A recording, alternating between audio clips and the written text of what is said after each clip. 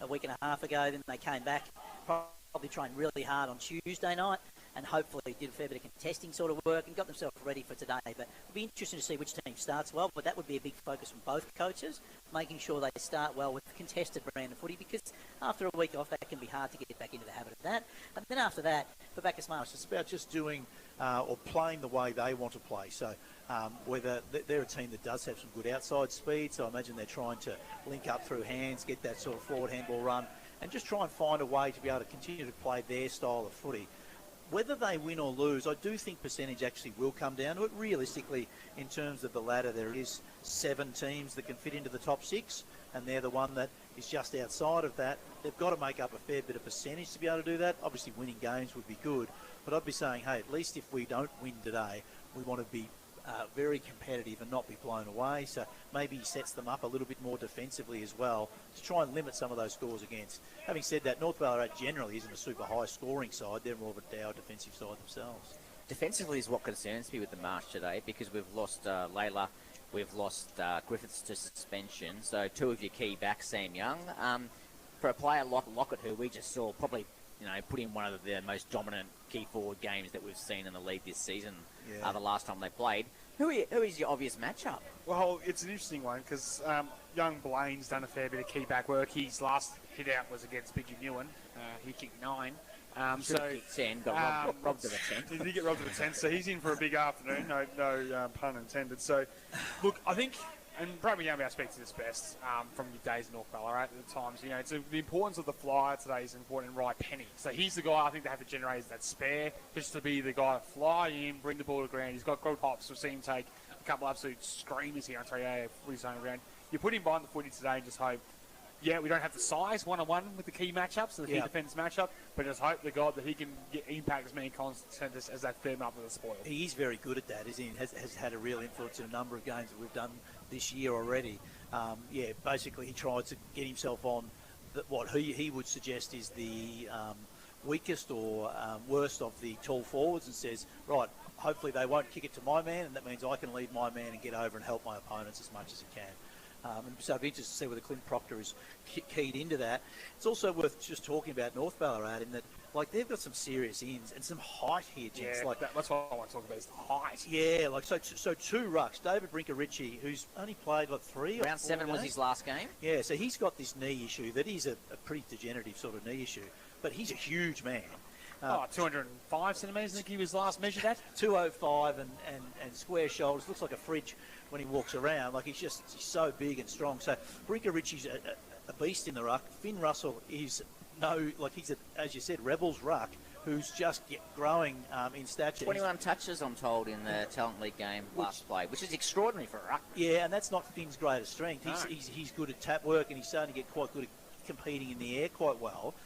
So he's starting to get more of the ball around the ground. So that's 2 good rucks. Having said that, they are up against Luke Goetz, who's one of the league's best ruckmen. But then to add to that, you bring Sam Glover back into centre half back, who's just one of the best key defenders in the competition, and sets them up. We heard Isaac Carey talk earlier about him being Dad. I know he's a new dad as well, but Daddy's the nickname there. Dom Penny, it probably means that Dom Penny can stay in on the ball, and you've got Isaac Carey and Sam Glover coming back in as key defenders, and then Michael Hughes is a smaller player on the outside. There's 5 pretty handy ins. Well, my thing is I look at North Ballarat now with their heights, and the one that gets missed in the shuffle was arguably their best player last time, and they actually had him as their best, and Seb Collins. Yes. And we've seen him at times play sort of as a big body on baller. We've seen him play centre forward a little bit. We've seen him play centre back a little bit. He's a bit of an everywhere's man. He's sort of their own version of a Swiss Army knife. They sort of missed to fix it where they need a problem. So the other thing is they can put him forward today if they want to. Yes. You could have potentially him. You could potentially have a resting ruck. You could have Jai Lockett. And then you just got Height City down there that, North Ballarat last time against Sebas, they played a real dirty ball style. It was very much hit the deck inside forward 50 and let the smalls go to work. This time I think they can be a bit more direct with their ball movement and really try to open up with their size and with their talent to be a real issue for the Bacchus Marsh back 6 this afternoon. Yeah, I do agree. They're going to certainly stretch them height-wise. Yes, it's not ideal for tall forwards today, but it's not pouring rain. It's slippery. It's not raining right now. So there's no reason why those tall players can't certainly stretch them. Maybe with, say, Finn Russell and Brinker-Ritchie, maybe they rest one of them at full forward. Yeah, I think you have to throughout the afternoon. You really stretch that goal square, that size, and it also makes someone like Penny have to become accountable just from purely, unless they're going to try something real different and flick a Terrell back or a Freeman back or something out of the box that I haven't thought of personally. Yeah. And even a guy like Vesti, who's had a pretty good start to his time at Cobras, he's a defender that, that's just where he's listed. He likes to get the footy off his opponent.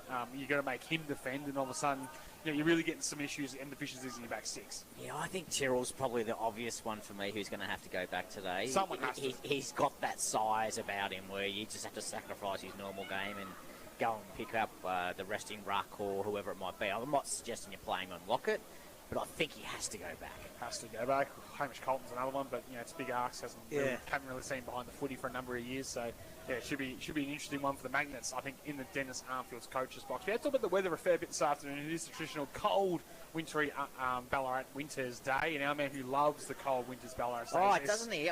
How happy was he when he arrived today? Never complains about it. He is so happy. It's our man Sam Treasure. Yeah, I'm in a t-shirt and shorts. nice and balmy down here, gents. No, it's very strong gusts are blowing across the ground from the Wendouree to the Creswick Road side of Mars Stadium. I think the old scoreboard end may just be a bit more favourable and bode well. Just that bit more, and Luke Gertz did agree, winning the toss for Bacchus Marsh, and they are going to kick to the old scoreboard end. But yeah, very dire conditions down here. I give it a 2.8 out of 10 for football. Thank you very much, Sammy T. It's on a stick, isn't it? We're going to get his weekly rating on I reckon conditions. by the fourth quarter, he might be joining us in the box because there is quite a heavy band expected late this afternoon, which could drench the strong faithful that made the trip down here to Mars Stadium for this big one between North Ballarat and Bacchus Marsh players going through the final routines and warm-ups. I want to tip the nomination for the Sporting Globe Player of the Day this afternoon from you, gents. I'll start with our expert, our man Brad McGowan, for your thoughts on who do you think might be the leading candidate for the Sporting Globe Player of the Day and who do you think wins this game? So do you want a score out of 10 for the facilities in the box here? I'm thinking you've got the temperature at about 20-something, 22 in here. We're in an AFL quality media box. This has got to be a 9 to a 9.5 out of 10. Doesn't get any better than this. I just need a mojito and I'll be all right. But anyway, carry on. Well, look, I thought Jai Lockett was an absolute superstar and was the Sporting Globe Player of the Game last week. Or last game, 29 possessions, 11 marks, 2 goals from centre-half forward. Can't expect much more. I don't think he'll be quite as good today. I'm actually going to go with Josh Morris again. I think Josh Morris won't have to play as centre-half back, although he was so good last week. I think he'll be freed up to be a bit more half-back or maybe even around the ball for North Ballarat. So I'm going to tip North Ballarat as the winners by, say, 4 goals. And I'd say Josh Morris there, Mr. Fix-It sort of good ball user as the Sporting Globe Player of the Day. Roger LeGrand? I think North, and I hope I'm wrong here, by as much as 10 goals. I think this is the best North team on paper we've seen for a number of weeks. And my Sporting Globe Player of the Day prediction is a man who's been very consistent this season in Dom Penny. I think he'll play more of a role on ball today. He'll find plenty of the footy and will be a driving force in a big North win. Yeah, I've got North Ballarat as well quite comfortably. I think they'll get the job done here over Bacchus Marsh. And for my Sporting Globe Player today, I'm going to go a little bit left field. I'm going to go Declan McGuigan. He loves a goal. He's a bit of a barometer for him too. When he hits the scoreboard in the big games, and I could see him getting 4 or 5 today as a bit of a stretch forward and getting the job done. Roger, you're onto something. Dom Penny is in that centre bounce for North Ballarat. If I was going to suggest where Brinker-Ritchie was going to hit, he's in the hit zone. Another player that's been very important for them is Simon McCartan, coming back into some good form. Had 25 possessions last time. He's starting in the middle there also. A legend of North Ballarat. And Sam Young, your early prediction is correct. Hamish Colton has gone to Jai Lockett. We're ready to go to start the opening term here at Mars Stadium. It's Bacchus Marsh versus North Ballarat. First tap goes away to Gertz, down to Shea, off the foot, and the long left foot kick will go inside 54. For the Cobras, back there was Glover in the long sleeves this afternoon, couldn't complete the mark, but North with Morris able to exit for the moment. Right kick to the outside was a tough one to mark, a real scrubbing sort of kick. Bacchus Marsh desperate to hold it in their attacking half in the opening minute, which they have done so. So a little tick, gain a little bit of territory from the first knockdown, and some ascendancy to Gertz in the ruck. Brad McGowan. Yeah, Gertz is going to be a very strong player today, although Brinker-Ritchie wins that one. He did. We won it comfortably. In North, not able to win the clearance, though. Some strong tackling. Fulton actually laid what could be classified as a dangerous tackle, actually, and he did get the free kick against him for that. He kind of drove the North player down very heavily. Shea, he's got a bit groggly, but he now takes his kick, goes in short, and intercepted by, my name is Army Wakefield. The man's so good he introduced himself. Army goes for the nice little spoil and sees out of bounds. Very good, Army. We love that interview. So the ball comes back into play on the wing on the Creswick Road side of the ground. Gertz wins it out this time down to Penny for North Ballarat. Kicks forward towards half forward. Collins does fly with one hand, not able to mark. Crashed into his own teammate in Lockett. Ball came back to Wakefield over to Gertz. Bacchus Marsh with the footy now out in the wing. They're reluctant to go down the line for fear of turning it over, but in the end, through weight of numbers, they have to, and that's exactly what the ball's going to do. It comes back towards Carey in his first game back from injury for North Ballarat. Goes in the second time, wins the handball over to Bowman. Comes back to a teammate in Shea, who goes onto his left foot and finds a teammate in McCartan.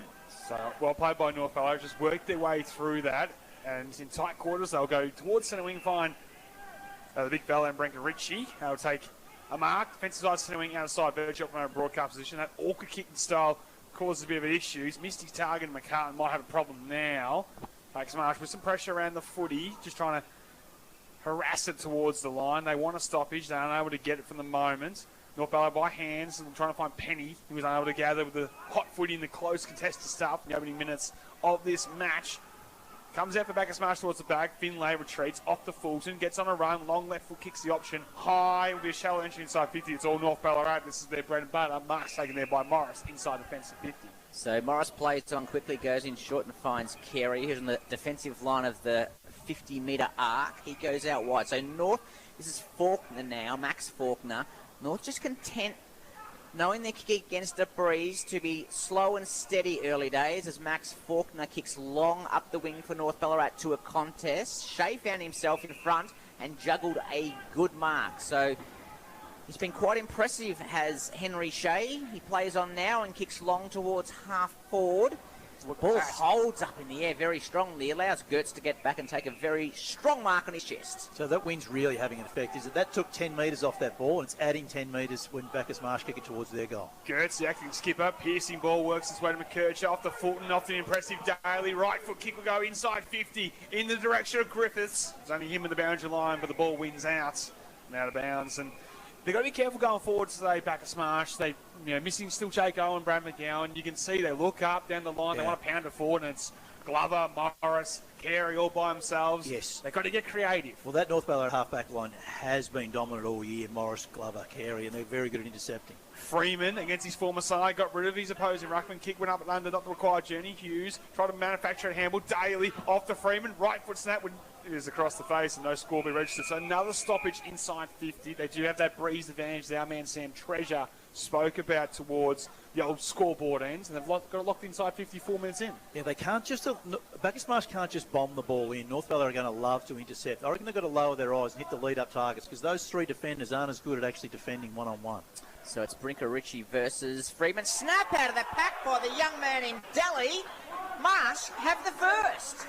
The boy from the Western Jets, he made something out of nothing. Yeah, good play. Good play by Bacchus Marsh. And the trouble there was North Ballarat players, as I was just saying, they didn't really have their men. They were all sort of zoning around the stoppage. You've just got to be man on at that stoppage. Bacchus Marsh went in and wanted the ball a little bit more. North Ballarat players just stood back and watched. And you can see a little bit of class in Zachy Daly. He's got a little bit about him. Got the old school mullet flying through in a minute as well. Absolutely. He knows where to go, though. Like, I mean, if there was nothing else, if you were watching him playing for the first time then, he knew where to go. He knew that boundary throw was likely going to drop in short against the wind and just found the right spot. And why wouldn't you be aggressive in your own forward 50 when you've got a ruckman like Luke Goetz? It's just a star. He'll put it where you want to put it. So Goetz and Branka Ritchie will give the taps to Branka Ritchie off the Penny. Long left foot kick with the first entry for North Ballarat. Inside 50, McGuiggins in front couldn't take the mark ball. It's the turf. Opportunity at ground level here for McInerney for North Ballarat. Gates with him. Arts with strong hips. Got towards Lockett. Falcon going the other way was Coulton, and in the end, hands up in Hamish Coulton's hands. After an impressive Daly, and off they go from half back. Scrubby kick. Bowman, half volley, not paid the mark. Hand pass good to Shea, broke the tackle nicely. Piercing ball south forward, it's got to be good. Too tall for McGuigan. Gertz in the hole, just handballs into the corridor, always dangerous. Carey was waiting for it. North Ballarat off to Hughes. We'll go inside 50, lower in the eyes. Nice pass, mark is taken there by Clark. I'd say he's outside range, though. He's going to kick from just on 50, and that wind's been holding the ball up. Better by North Ballarat to switch the ball across, though. They move the defence from Bacchus Marsh around and eventually get that mark inside 50.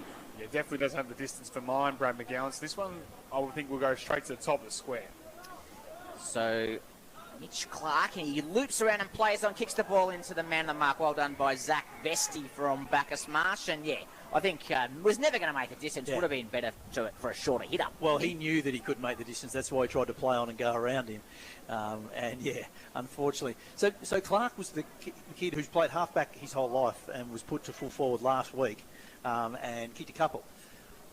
Ball comes back into play inside North 50. Lockett grabs the ball out of the ruck and kicks towards that man Clark. Ball bounces over his head and comes back to Vesti. He goes in short and turns it over straight into the arms of Declan McGuigan for North Ballarat, who will have a shot from goal from about 25 metres out right in the boundary line.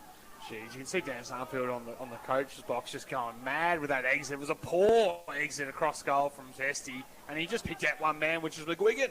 So tucked in the left forward pocket. Looks like he's setting up for more of a drop punt operation. Don't see that too often these days. Most guys like the screw punt around the body, but maybe with the breeze, he's a bit worried he won't be able to get the purchase on it. So he's going to go drop punt is Declan. Right foot kick. Was always across the face. It won't even make the distance. It's going to stay alive in the pocket. And Wakefield for Bacchus Marsh gives it away. And Bacchus Marsh will exit. Right foot kick will exit down the middle. Right down the middle it goes. Morris will be waiting for it at Mars Stadium. He's able to break the would-be tackler. Right foot kick will go inside 50. In the end it doesn't because the breeze holds up. It's a perfect kick. Down McCartan, 60 from goal. On the far side, he lowers the eyes. 15-metre pass finds Carey. Still just outside 50 as he moves Lashley towards the corridor. He definitely doesn't have the distance into the breeze, but we'll look to honour the lead. Plays on, goes back to where it came from. It didn't go 15, so they're forced to play on. Dump at the full forward and almost find the target. Ball hits the turf. Bacchus Marsh desperate not to get the player high. Diving in there is Fulton with the tackle. Lockett over top to Collins. He slaps it into the pocket. Bounce way to Lockett in that pocket. Right foot snaps across the face. Won't register a score. In the end, the running Gertz will come away with the marsh. And he kicks long down the wing in the direction of Nixon. Takes a good mark on his chest and plays on. Griffiths is freed for Bacchus Marsh, and he's got a man in 50 by himself. Handballs over the top in the end. It's Tyrrell. Tyrrell fumbles. He's able to give it back to Griffiths. It's on 50 for Bacchus Marsh. His kick goes off the side of the boot. It'll be out of bounds on the full. Free kick to North Ballarat. Taj Bowman in the back pocket. It's interesting to see the way North Ballarat are moving the ball. They need to get it in deeper inside forward 50. And they need a bit more height in there. I can't see why they want Clark, a small half-back, to be playing full forward. They're not going to be able to score goals. That ball's gone out of bounds there and will be thrown in for Bacchus Marsh. North Ballarat are not going to be able to score goals from the pocket. You can just see the wind is bringing the ball back in. It's too hard to do that. They need to get some taller forwards deeper, closer to the goal, and try and hit them up. So try to go across goal through Penny, who's always so good by boot, but insane. These tricky conditions, he sent it out of bounds. He'll get the clearance, dump it out D50 for the moment with a hat kick. Back in back there was Nixon, unable to mark. Umpire away, play on, picked up by Coulton. He'll dump it inside 50. Tyrrell's got the size, he'll hit the turf. Cause a bit of chaos. Tudball's over to gather for the marsh. It's alive inside the fence. Penny did well, broke the tackle, kicks out the top. Wakefield slide in, nice smart mark. 60 from goal. Probably too far at the score. Wheels around the 50, pounds it towards the top of the square to a 4-on-1. Griffiths did well, competes in the air, made it half the contest. North with plenty of numbers. Glover, one of them, left foot kick, exits and sends it out on the full. And this Bacchus Marsh pressures out to Hammond inside 450. Shot on goal might be coming up here for the Cobras. Should go the way of Cody Gates in the pocket. So on an incredibly difficult angle. He's right on the boundary line. He's going to be kicking with the wind, but the breeze is almost coming across the ground at him as well. So he's got to go across as far as he can to the left, I would have thought. Comes in quite shallow and aims to the left, but probably goes too far in the end. The ball comes over the back. It's a mark, actually, to Isaac Carey for North Ballarat. He takes one bounce out of defence and goes in short for a hit-up target in Lockett, who marks just outside defensive 50 for North Ballarat. He's conscious of what he's got in front of him, so content to look for a shorter option. So Lockett plays on, thumps it long. High ball to centre wing. It's going to be all Gertz, the tallest man. Unopposed in the end, takes the mark. The acting skipper starting lively and pounds it inside forward 50. Getting back, Glover dropped it off his chest. Ball hits the turf, was dragged without a free kick by North Ballarat. Glover's just a little bit fumbly early on. Dropped a couple. He'll get it back with the 1-2. But good to see him back out there. And was able to complete the mark on this occasion. So Glover at full back for North Ballarat. We played 10.5 minutes. On the Metro scoreboard, it's Bacchus Marsh by a goal. That was good patience. They're trying to keep the ball in the middle of the ground early on if they can. They're going to come broadcast side. Stone's just checked in. He's by himself on centre wing, and he's able to take the mark as it waits for a long time. He's able to play on, pound it down the line. Team had to wait for it. And Shea, good enough, gave it off, and North Ballarat will go inside 53 York, in the direction of Clark. Juggling a mark, yes, plays on, Bacon square, hits it off the outside boot, sends it out of bounds, and Brad McGowan throws his hands in the air and asks us, what was he thinking? Yeah, look, I don't think he actually expected to mark, but the kick was so good that he couldn't not mark it. It just hit him on the chest, and he'd already played on once he realised he'd marked it on the third grab. I do want to get some more thoughts from you about Clark and Hart's being the deepest forwards at time here for the Roosters. I feel like they maybe missed a trick here as we get the broach of the ground inside 50 for the Roosters. Gertz wins the hit out for Bacchus Marsh, but hits it straight to Shea. Was he tackled without it? Umpire said no, play on. Ball kicked off the ground. This could be a lasso, or Army Wakefield just got there in time and was able to put a hand on the ball, which forced a boundary throw in. It's on the Creswick Road side of the ground, just outside the 50 for North Ballarat. Yeah, I'd flip it over and get Collins deep, or maybe one of the rucks. Maybe it's Brinker Ritchie, as we see Finn Russell now on the ruck. Russell win the hit out over to Stone for North Ballarat. Snaps inside 50. High tackle. It'll be a free kick to North Ballarat around 40 metres from goal. I think it's Harvey Lewis who's going to be the recipient of that free kick, and he'll line up from about 40. Too far for him, Sam Young? Yeah, I think it's right on his limit as well. It's 45 metres and a 45-degree angle against a very stiff breeze. On that side of the ground particularly as well, the ball's always coming back towards you. So Bacchus Marsh could be clever. I'm going to look for the little hit-ups because Harvey's a smart player, and he looks for the hit-up, and he missed the target in York, who actually did a nice little tick lead there. He was walking back to the goal square, then went.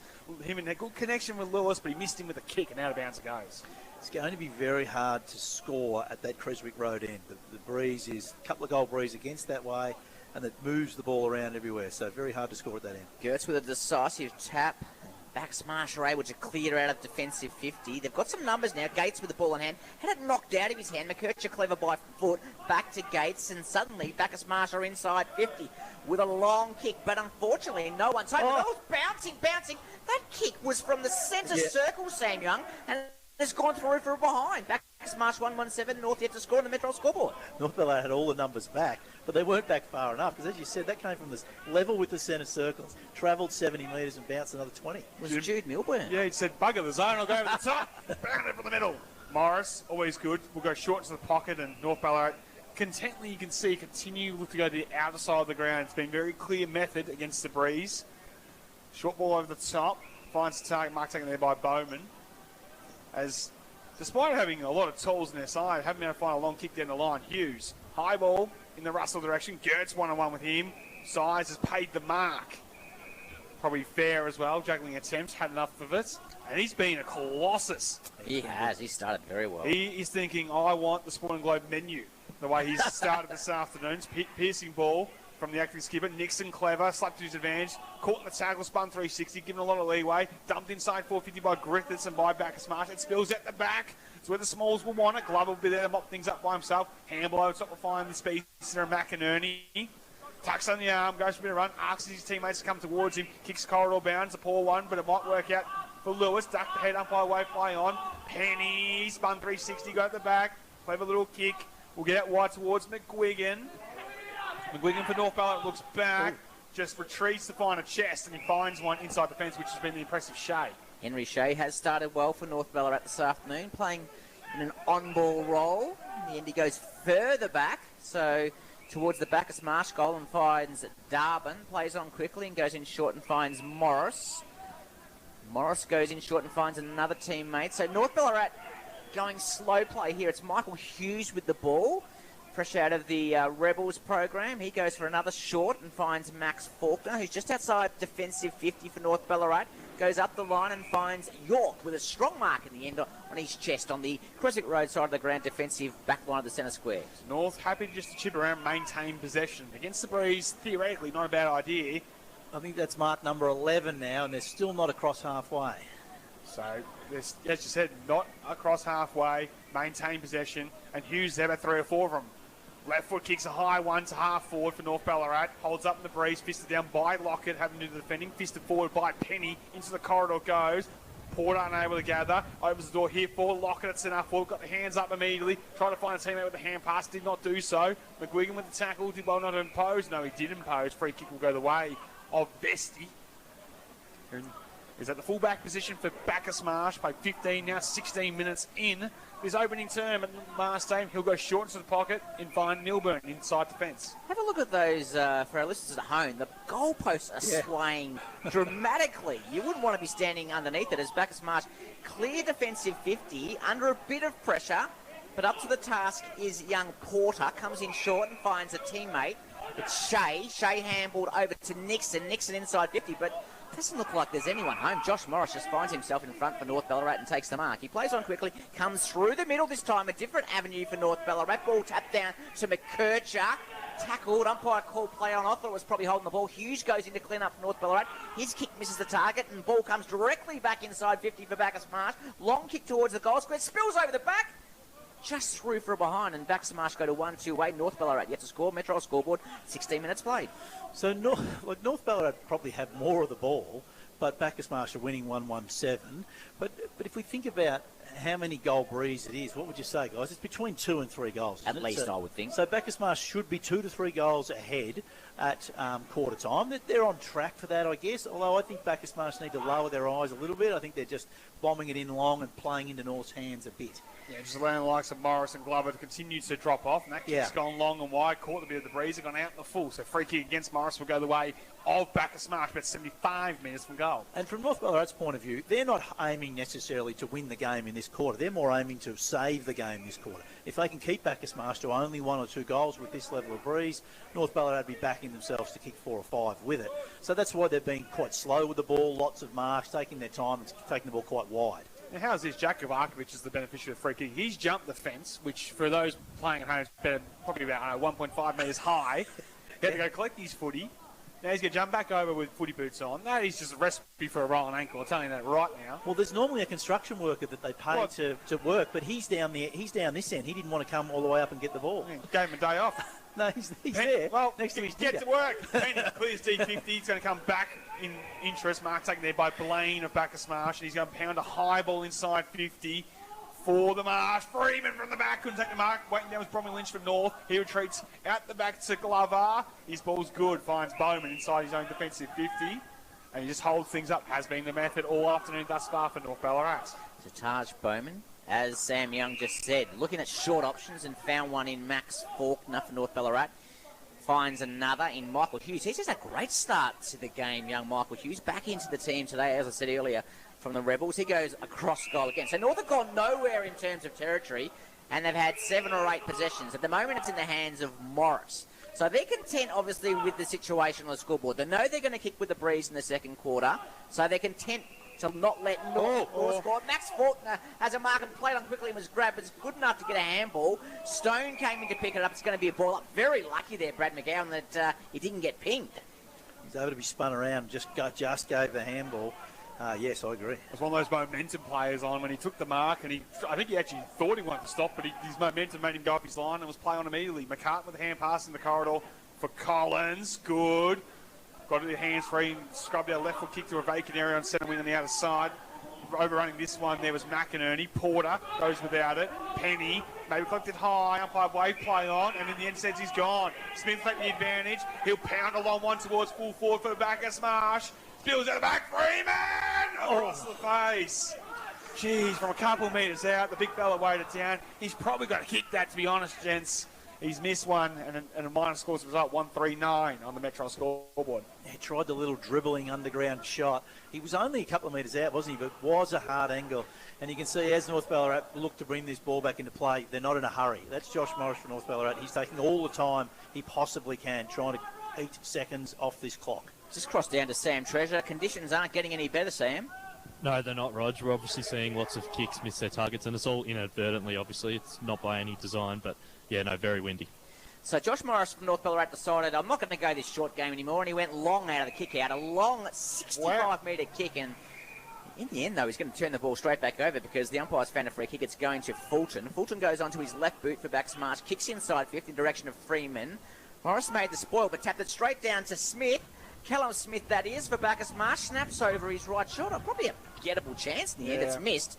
And the scoreboard sees Bacchus Marsh 1-4-10. North Ballarat yet to score. That's the Metro scoreboard for EBA Footy's home ground. And that was one of their best opportunities to give people an idea of the way the ground's basically structured up at the moment. North Ballarat often have 1 or 2 spares inside defensive 50. Bacchus Marsh have 2 or 3 spares back outside 50. And so Bacchus Marsh just keep winning the ball at ground level and kicking it back in. North Ballarat keep winning it and kicking it back out.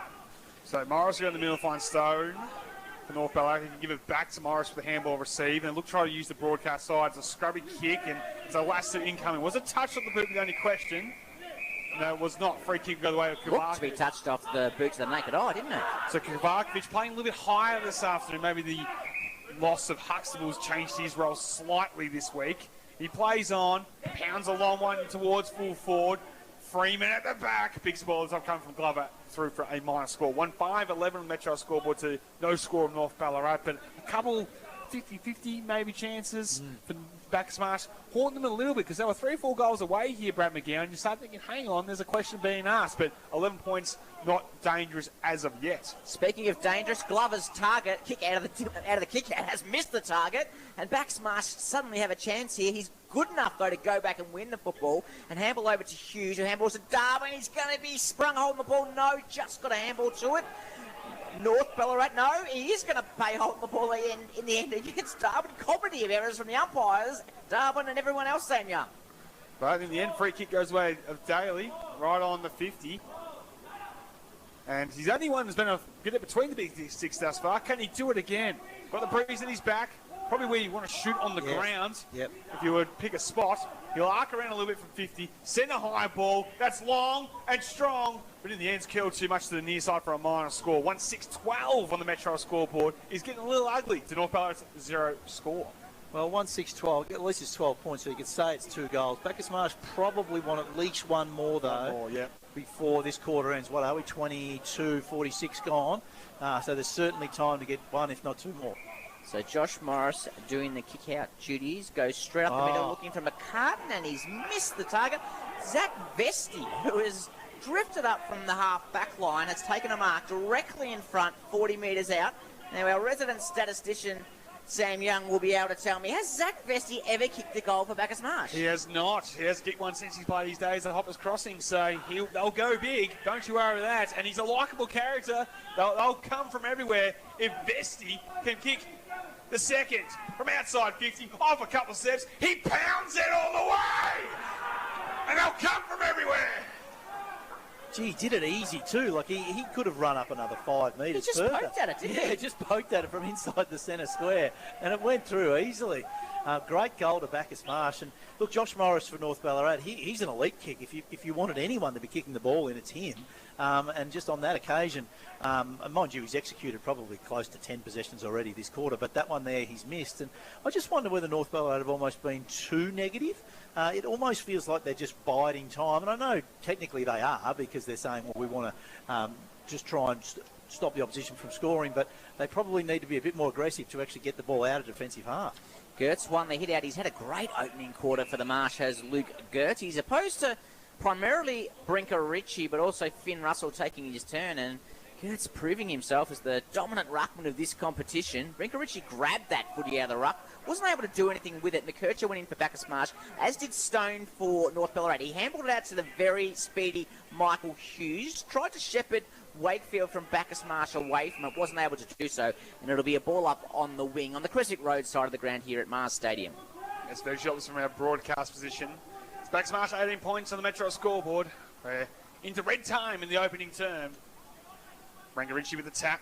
Clearance to go the way of Lockett towards centre half forward. Bouncing ball on its point. Sets a task for McInerney. He kept it in front of himself. Umpire's picked a free kick for a hold to McInerney, who didn't have the footy and was impeded in the middle of Mars Stadium. He plays on, arcs around to his right side, keeps it low into the breeze, looks to find a target, spills it back. McGuigan coming through, and gone. Dutchy Clark with a stiff arm out and incorrectly disposed of the footy. Free kick will go the way of Bacchus Marsh at the full back. So Kovacevic with the ball in hand. He's called to play it on the end, and he comes out the interchange bench side of the ground here at Mars Stadium. Big fly from behind. Glover takes a contender for the mark of the day for North Ballarat. Handball was to Morris. It was a bad handball. Morris had to go down and pick it up. He goes in short looking for a target, but turns it over again. Mark taken by the Marsh, and it'll be Kovakovic who will clear. So Kovakovic towards the outside, and a nice kick, and the Mark's taken. Marsh look to go. They feel red hot. They're feeling confident as they look to access the corridor. They set it on the head of Nixon, missed the target. You build them up, they knock them down. Mark taking it set back there by Carey for North Ballarat, who just does a little pattern that just hold things up, sticks to their game plan of chipping around from the half-back line. He chips over the top, finds Tom Bromwell-Lynch in game 101. He'll go up top to Lockett. For a big fella, covers some serious Ks. Up the centre wing to take the mark once again. Almost, at times, plays as an extra on ball. That's how much he gets around the footy as he goes wide, and North Ballarat maintain possession. As you said, Brad McGowan, very negative, probably just more looking for the quarter time siren than rather looking to attack with the footy in hand despite trailing by 18 points. Hughes with another mark, takes it, attacking side centre wing on the outer side from our broadcast position. Does he look to pound one inside 50 and they try to find a mark? He might now as he plays on. Left foot kick will be a shallow entry. In the end, in front, pays dividends. The mark's taken there by North Ballarat. Looks like it might be by McGuigan. Yeah, it's Declan McGuigan. He has Carey stream from. He chips it over to the tallest man in the field in Branko Ritchie, and he takes the mark. It's just so important to be in front against the breeze.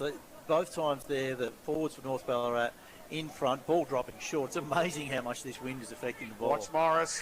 He'll get the hand pass because Branko Ritchie didn't have the distance. Morris balks the mark, runs to the 35, tries to check side and sends it out the full. Oh, boy. Oh, boy. It's almost like Nick Larkey last night, having no luck at all kicking the ball. Tell you what, we credit Josh Morris plenty of times for a kick, and that wasn't one of his better ones. And that is the siren to end the first quarter here at Mars Stadium. Bacchus Marsh kicking with a decisive lead, 2 goals, 6-18 to North Ballarat. Yet to score on the Metro scoreboard. We'll have to check how many scoreless quarters North Ballarat have had this year. I dare say not many. The early points going the way of Bacchus Marsh. Sam Young, who are the goal kickers for the Marsh in this first quarter? Well, a good day to be a Z-man, to be Zach, as Investi and Daly both have goals this afternoon. We're going to take a break here at Mars AM. Thanks to our number one ticker at D2B Gym. You listen to 3BA Footy's Home Ground. If there's one thing we know about winter in Ballarat, it gets mighty cold. But never fear, PT and the Big Show are ready to turn up the heat with 3BA's Winter Warmers. Head to 3ba.com.au, fill in a few details, and like a heated blanket, you can be toasty warm in no time. Up for grabs, we have heaters, heated jackets, dinner vouchers, bedding, and we may even pay a winter bill for you. PT's Winter Warmers, on now, thanks to Barbecues Galore Ballarat, Wash Spot Laundromat, and your snugly warm station. 3BA, FM 102.3.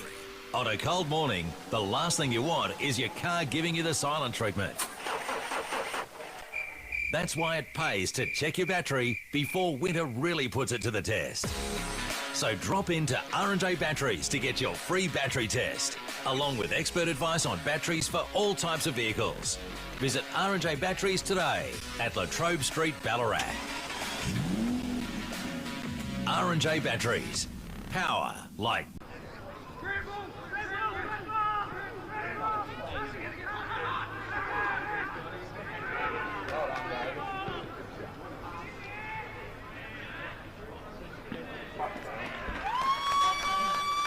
In the rooms, I'll see if I can get a word at half-time whether as to whether he can continue, but he's gone down the rooms. I would think that highly unlikely as North win the clearance. Stone with ball in hand, kicks long towards the goal square. It's going to be a one-on-one. Curtin, clever punch, went straight back to McCartan, over to Mitch Clark, snapped it over his right shoulder. North had the instant reply. Gets back to take the mark. Took a nice proactive position and took the mark. Short ball, find Henderson. Handball off to Buckley in the middle of Mars Stadium. He has a vacant goal square. He pounds it home and pounds it all the way home.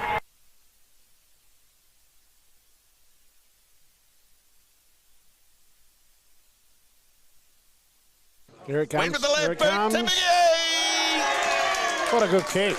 Can we get a quality finish? Yep, there's another one. Yes, yes. Biggie's got 9 at Mattingly Park.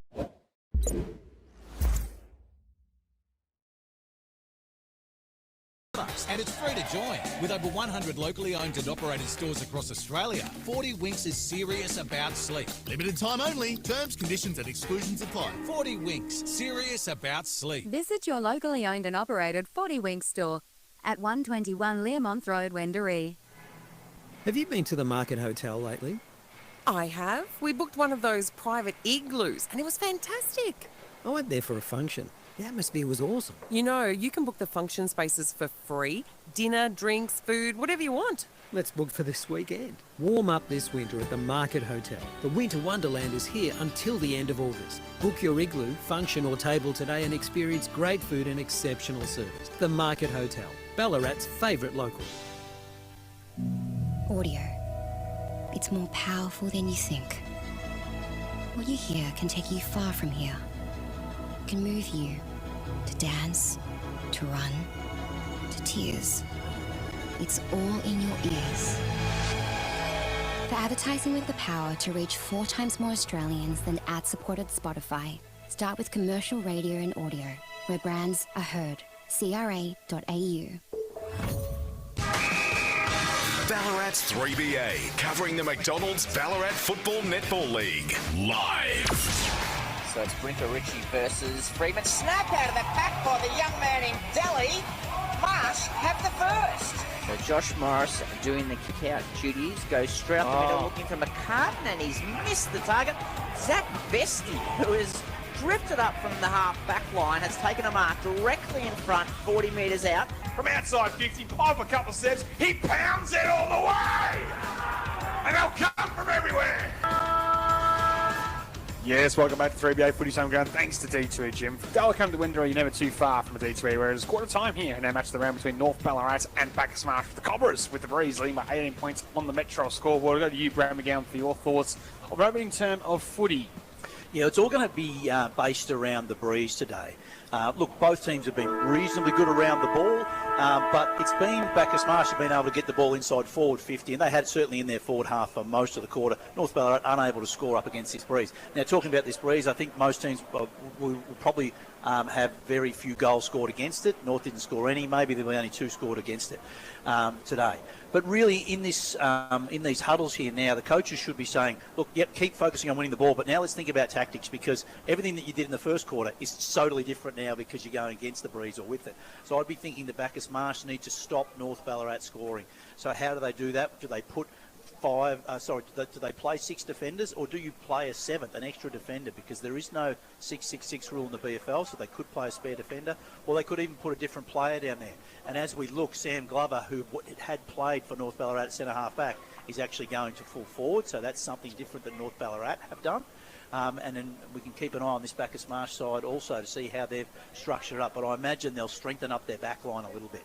Across there, man, Sammy Treasure was listening to Clint Proctor's quarter-time address. And what did Clint have to say after a scoreless opening term, Sammy? Yeah, well, it was such an interesting opening quarter of football here at Mars Stadium. North Ballarat, well, they showed us that quarter that kicking towards that Creswick Road side is about as effective as trying to fit a square peg into a round hole. So we'll see if this quarter goes better for Bacchus Marsh. But yeah, Clint Proctor said that in 40's boys played a good brand of footy, but just didn't quite take their moments. He said he doesn't want a crazy, chaotic game. He said it's about keeping it simple, going sensible, finding targets and just using the footy to the best of their ability. He doesn't want his boys to just launch the footy.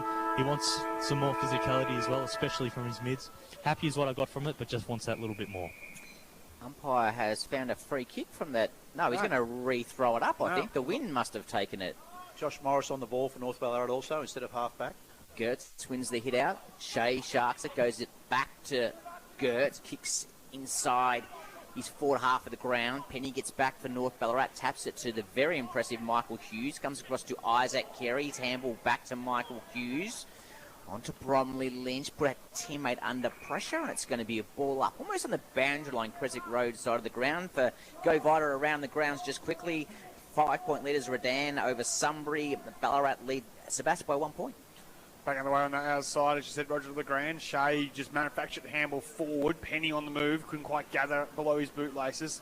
Wakefield, tough for it to be won. In the end, he was able to emerge with it, just hack it down the line. Bowman stood up with the hand pass, retreats back, and in the end was walked over the line before he disposed of, so we'll get a ball in. So we wonder what Bacchus Marsh would do to help out the defence. Their ruckman Luke Goetz is not rucking inside the forward half. He's just staying back as the spare. But this is not an inside 50 stoppage for him. This is outside 50. Normally the rucks would go up. So he's staying back and trying to help out their back line. So Tyrrell against Branko Ritchie. Branko Ritchie wins it down with the clearance, goes away Daly. It floats inside 50 with tough ball to mark, and it wasn't completed, which might be a problem as it hits the deck inside forward 50 for the Marsh. Fulton over the shoulder was trying to manufacture a hand pass, and in the end it wasn't smothered. It was handballed directly out, which means Lasso free kick will go the way of North Ballarat.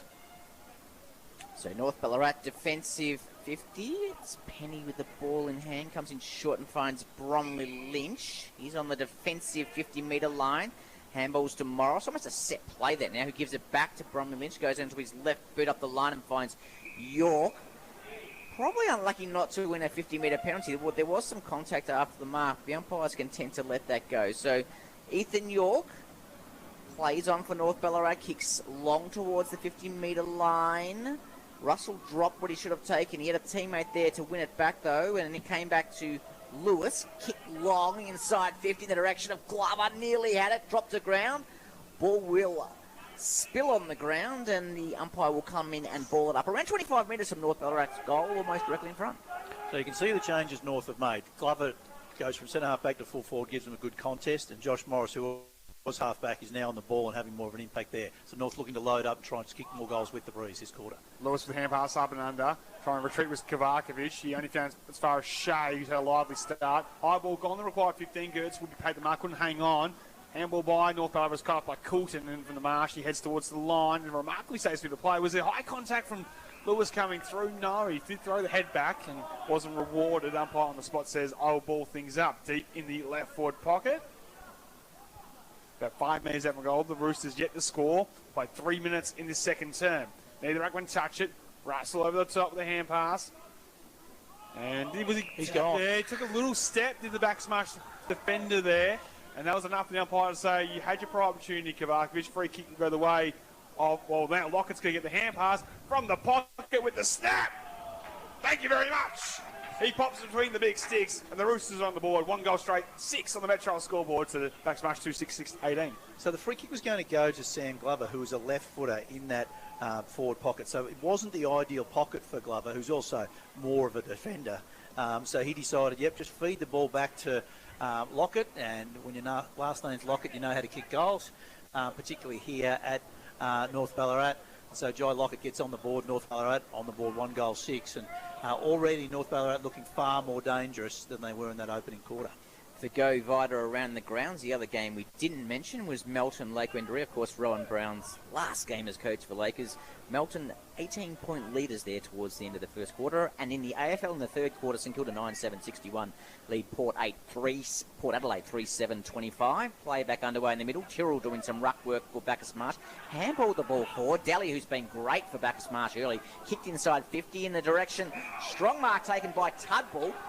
He's probably too far out to score there, around 40 metres. He's gone back with some intent, although he's looking to play on pretty quickly, and he does just that. Kicks towards the goal square, but misses the target, and Isaac Carey gets back to take the mark for North Ballarat. So what are your thoughts on Luke Gertz? Because he didn't take the ruck there, Brad McGowan. He was the 7th defender inside D50. The best, centre clearance ruckman in the competition. High ball down the line. McInerney drops the mark. It's away there from Nixon. Looks inbound with the hand pass off the Penny at centre half back. He'll pound it towards full forward. Looking for Glover. 1 out with Vesty. Vesty did well to a proactive position. Brought it to ground. Came back the other way. Was Coulton. He wasn't collected high. Good tackle by Glover. And we'll wrap things up inside forward 50. Yeah, look, obviously having a ruck get back there, he's good in the air, although North Ballarat just went around him then.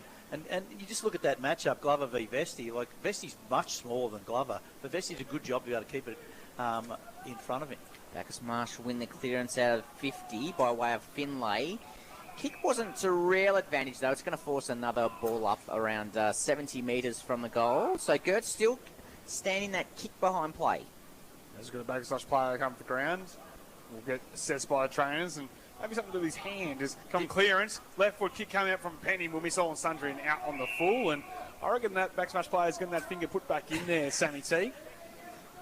Yeah, left-handed is. I'm just waiting to see. Tarkin Finlay it is. Yeah, he looks like he's in a fair bit of pain. He's definitely not going to be on anytime soon. So the Marsh will go down the line. Branko Ritchie from the side didn't take the mark. Ball to the turf for North Ballarat.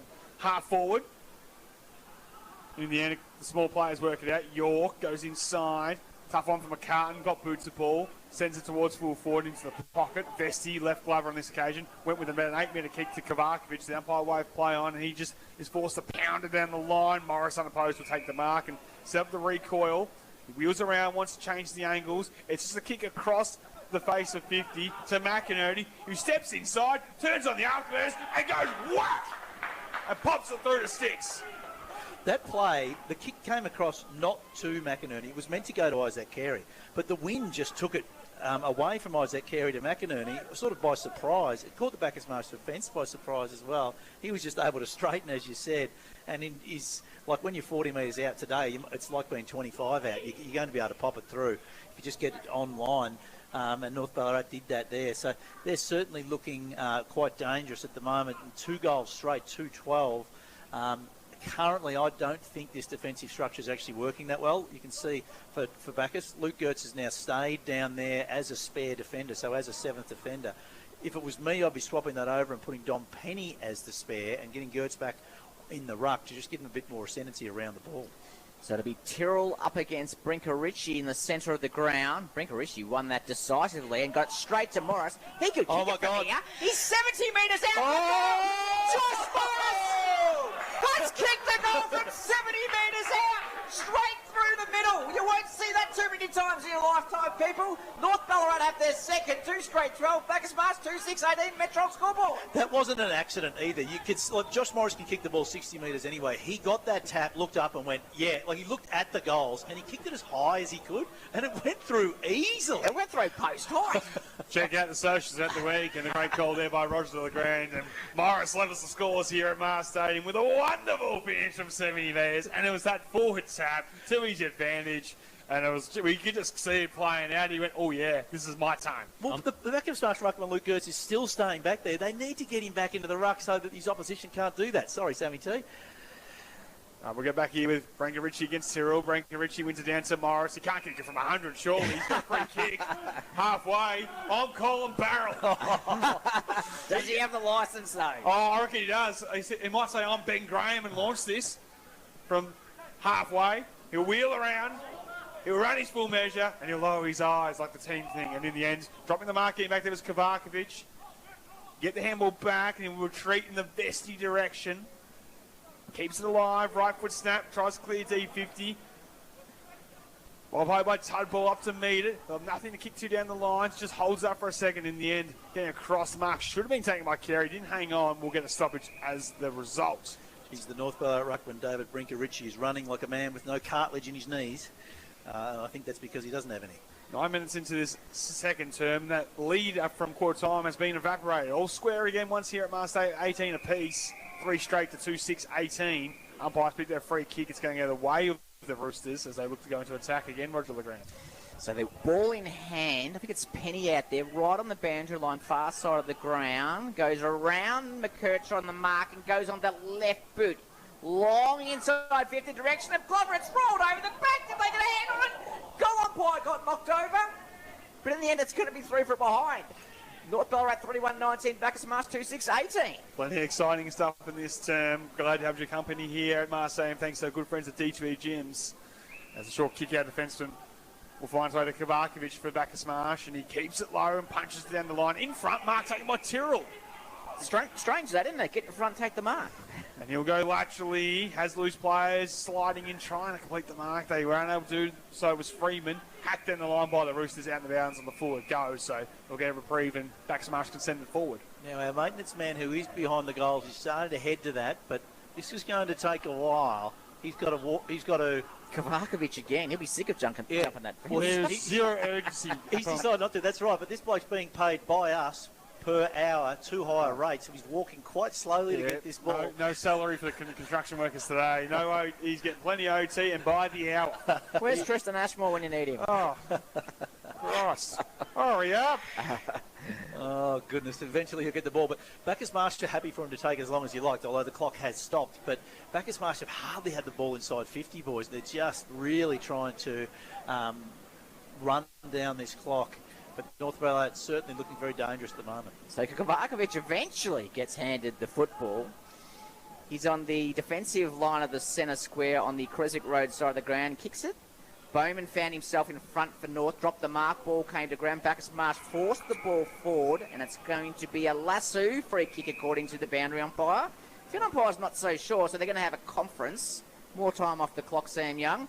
And eventually it's going to be a free kick to the Marsh extraordinarily. I don't know how that worked out, but Freeman's going to be the recipient. He'll go back and miss the target, but they're good enough to work it out. As Kovakovic's kick was under pressure. Wakefield picked up nicely, which goes inboard towards Terrell. Too tall for him, and now a problem for the Bacchus Marsh halfbacks as North Ballarat press it forward through Collins. His handball's more on hope than anything. Blaine got the hips free, got the handball back towards Wakefield. He shaped to make his way to Porter. All the way back they go to Milburn. Now Coulton, his kick smothered. It's like a wave of North Ballarat players to rush it for. McCartan on this occasion did well. In the end, Gertz gets back, mops things up off to Milburn. As he looks to access a player on the broadcast side. Just sets him a little bit of a task. There'll be opportunity here for Canning to go with the over the shoulder hand pass. Missed his teammate. Gertz did well for a big fella. Off to McKercher. So the biggest guy to the little guy. His handball was broken up there. Coming through the other way was Penny. Did well. Off to Carey. You go back to Penny if he likes, but he steps to Whoopi tackle instead. High ball to half forward. Be tough on the mark, but Frankie Ritchie, the tallest man, will take the mark. 75 from goal. So a long way from goal, but with this breeze, anything's possible. And he goes long towards the goal square in the direction of Glover. Umpire's found a free kick for a push. It's going to go against the undersized Vesti, who's not happy about it. And Sam Glover is going to shoot from goal from the goal line now because Zach Vesti has given away a 50 for abuse. Doesn't come any easier than this. Sam Glover walks to the line and North Ballarat have their fourth, much to the amusement of Sam Young. Oh, just the fact that he barely even made contact with it is how lightly and politely Sam Glover put that between the big sticks for his first of the afternoon. Well, he saw the pace that guy behind the goals was getting the ball from last time, so he decided he better not put it over the fence. But that's an example of what happens. A good play from Glover to lead at the ball and attack it, and when you're a defender and you're opposed to someone who is taller and is leading, you get nervous and you give away free kicks. So that was a good example. Good kick by Brinker Ritchie after a good strong mark to put it to his advantage. Vesti gives away the free kick. I'm disappointed Vesti didn't get back to the goal line there, at least make Glover kick that one a bit higher. But yeah, Bacchus Marsh under siege. Gertz back in the ruck. Russell gets the tap though. Diving there was Daly, couldn't quite come away with it for Bacchus Marsh. Hughes with another possession. High ball will be required, pay the required journey. Umpire doesn't lets it wave on, and in the end, high contact free kick will go the way of the Cobras. Now, the one thing the Bacchus Marsh has been different to North Ballarat is they still look to attack. Gates gets a 1-2, then gets in a bit of trouble, and now he's gone home the ball.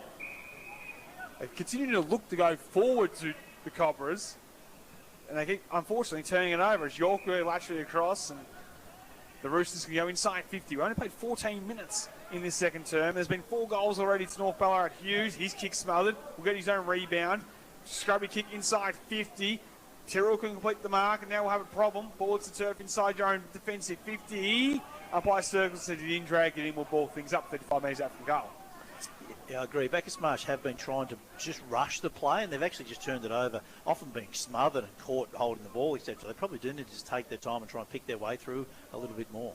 4-1-25 North Ballarat. They lead Bacchus Marsh 2-6-18. If you've just joined us on 3BA Footy's home ground, North Ballarat had a scoreless first quarter, but they were kicking against a strong breeze. Bacchus Marsh only managed 2 goals, 6. Probably could have done better than that. But since that, North have kicked 4 goals, 1 to start the second quarter, and we've only played 14 minutes to lead quite convincingly. And Bacchus Marsh under siege as Stone wins out the clearance from that boundary throw and kicks towards the goal square. Spoil came from Gates. Ball came down towards Kurtz. Met head. Free kick going the way of Ethan York. Fortunately, he's okay. So I think it was only incidental contact, but certainly high contact. And Ethan York will shoot from goal from around 15 metres out. It's just an example of why you don't have a ruckman be the spare. He's just not agile enough. The ball's kicked over his head, so as a spare, you can't let the ball get over your head. And when it's on ground level, he's just not agile enough to pick it up. He's so good in the ruck. That's where you've got to have him. So York, from about 25 metres out, steers it through. And North have 5 goals here at Mars Stadium, all coming in this second term. 5-1-31 the Metro scoreboard to Bacchus Marsh 2-6-18. Let's cross down to man Sam Treasurer, who can give us maybe an update on Tarka Finlay, who of course had his finger assessed by trainers, but also the mood of that coach's box would have been very different to the opening term. I have a feeling Tarkin Finley's down at the rooms, Youngie. I can only see 3 here on the bench. Obviously, it's a really cold day. The bomb has it feeling like 0.1, so injuries to the hands are quite more possible with that colder weather. So, yeah, just 3 on the bench here. And, yeah, it is obviously a bit sombre down here at Bacchus Marsh. They've just conceded 5 goals in that first term, but they obviously will get the breeze back next quarter. So Bacchus Marsh do look like they've changed over that spare now. Is that Tyrrell spare there? Yeah, but 32? It's a ruckman again. I don't quite get it. Am I missing something that? Yeah. In the coach's box, I don't get it. Gertz up against Finn Russell. Gertz got it out of the ruck and just got it down to Delhi. Fumbled, though, which gave North a chance to come in. Shea goes back in, gives it to Gertz for Bacchus Marsh. Handballs over to Billy Griffiths, who's been quiet. Was caught high. Umpire said no, play on. Ball comes back to North Ballarat through Faulkner. Looks for York, kicked it over his head. Kovakovic leads in the race of the ball for Bacchus Marsh. Kicked it out in front of himself and then went in to try and pick it up. Was able to do so. Well done, Kovakovic. Unfortunately, his handball missed the target. The umpire said that tackle did drag, and it's going to be a free kick to Bacchus Marsh. Jack Kovakovic on the centre wing, Creswick Road side of the ground. He's had plenty of it, and it looks like they've been able to flip Tyrrell across now, and now Penny's been able to roll to spare, and that's what we've been calling for since day dot. Yeah, and look, Bacchus Marsh are going pretty well at the clearances. I reckon they've won over half the centre clearances today, particularly this quarter. The ball's going forward for them. It's just what they do with it when they get it into this forward area of the ground, because North Ballarat do have a spare player back there. Well, I feel like there's still 3 marks from goal from him, from about 85 as that holds up. Doesn't even enter 50 with the high ball. Shea doing the flying. In the end, it's bounced on its point and got out of bounds. It was not touched, and that's a lasso free kick. It will go the way of North Ballarat. Young boundary umpire on the spot. Picked it up beautifully. Lateral ball in. The centre back finds Bowman. He casually goes across the full back to set a task for Darburn. Was a little nervous, but fumbles once and twice, and then balks Freeman. He gets away with a kick in the Stone direction. He slides. He can take the mark. Has Lewis's support. Tries to take the tackle instead. Got the hammer away to McInerney. Good pressure by Bacchus Marsh to hem him in for the moment after some of the North Ballarat players made a bit of a meal of it. Shea couldn't gather. And in the end, a stoppage the result. Well, eventually, the umpire says, give it to me, I'll throw it in the air. Yeah, they made it very hard work of that North Ballarat. Just weren't able to be clean. Good pressure by Bacchus Marsh to keep the ball in the forward half. They need more of this. And that pressure came from young Daly, who's kind of setting the standard for Bacchus Marsh in terms of his tackling pressure as he goes into lay another one now. McGuigan picks up for North Ballarat, handballs to Lewis. Was he taken high? I don't know if he was. Yes. I thought he dropped his knees in that tackle. Goetz agrees, and doesn't matter now because Harvey Lewis has the ball. He kicks long towards half forward in the direction of Glover. Met the ball, tried to pick it up, tapped it back to Morris. Was he taken high? Umpire says no. Ball tapped out. Bromley Lynch went in, picked it up, handballed over the top to a teammate in Hughes. Over to York. He's on his right boot from about 25 metres. Was hit very heavily. Hit's the wrong word, but met very heavily. His kick went nowhere. Came back in the direction of Lockett. Round 1, round 2, got a handball, gave it back to McInerney. Great tackling again from that man, Daly. What pressure he's putting on this afternoon for Bacchus Marsh. An early contender for the Sporting Globe Player of the Day. Yeah, as you said, he's come from that higher level. He's used to putting on really high-level pressure, and he's playing like he's at a higher level at the moment. It's been quite impressive. To get Lockett in that tackle is not easy. Yeah, big man. Back on the way, Tyrrell inside the fans. Got the hands free, coughed it up there to Penny on his left side. Got good purchase on the kick, despite being a few steps around the body, but sent it out on the full. Or was it touched? I think the umpire said it was touched off the boot. So, fortunately, it will be a stoppage inside forward 50. Yeah, good result for North Ballarat. And Lockett, we know, loves to take these ones out of the air. Snap around the body will be his modus operandi, but... Well, he's up against Tyrrell, so he's got a chance. He wouldn't have been able to do it against Gertz. I think he's thinking a bit of me time here. Take front position, get it out of the air, snap the goal. Depending on how good the throw-in is. It'll be a shallow one of that, which might favour that opportunity. Forced to tap. Tyrrell did well. Handball off the Shea. Outside the boot was touched. Touched by the boot, I think, of Gertz. Yeah, own goal by Gertz. Yes. And that's 5-2-32 on the Metro scoreboard now for North Ballarat to 2-6-18.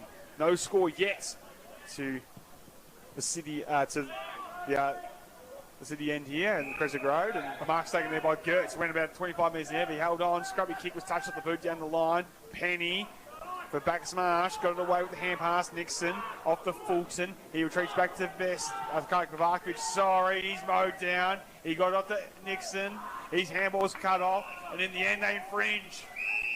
Free kick will go the way of North Ballarat. The pressure superb there by the Roosters to hold it in their attacking half. Stone will get a shot on goal. So the free kick was for holding the man. Hard to see from where we're sitting. Stone's going to have a kick from probably just outside 50, but distance isn't going to be an issue here because of the weight of that wind.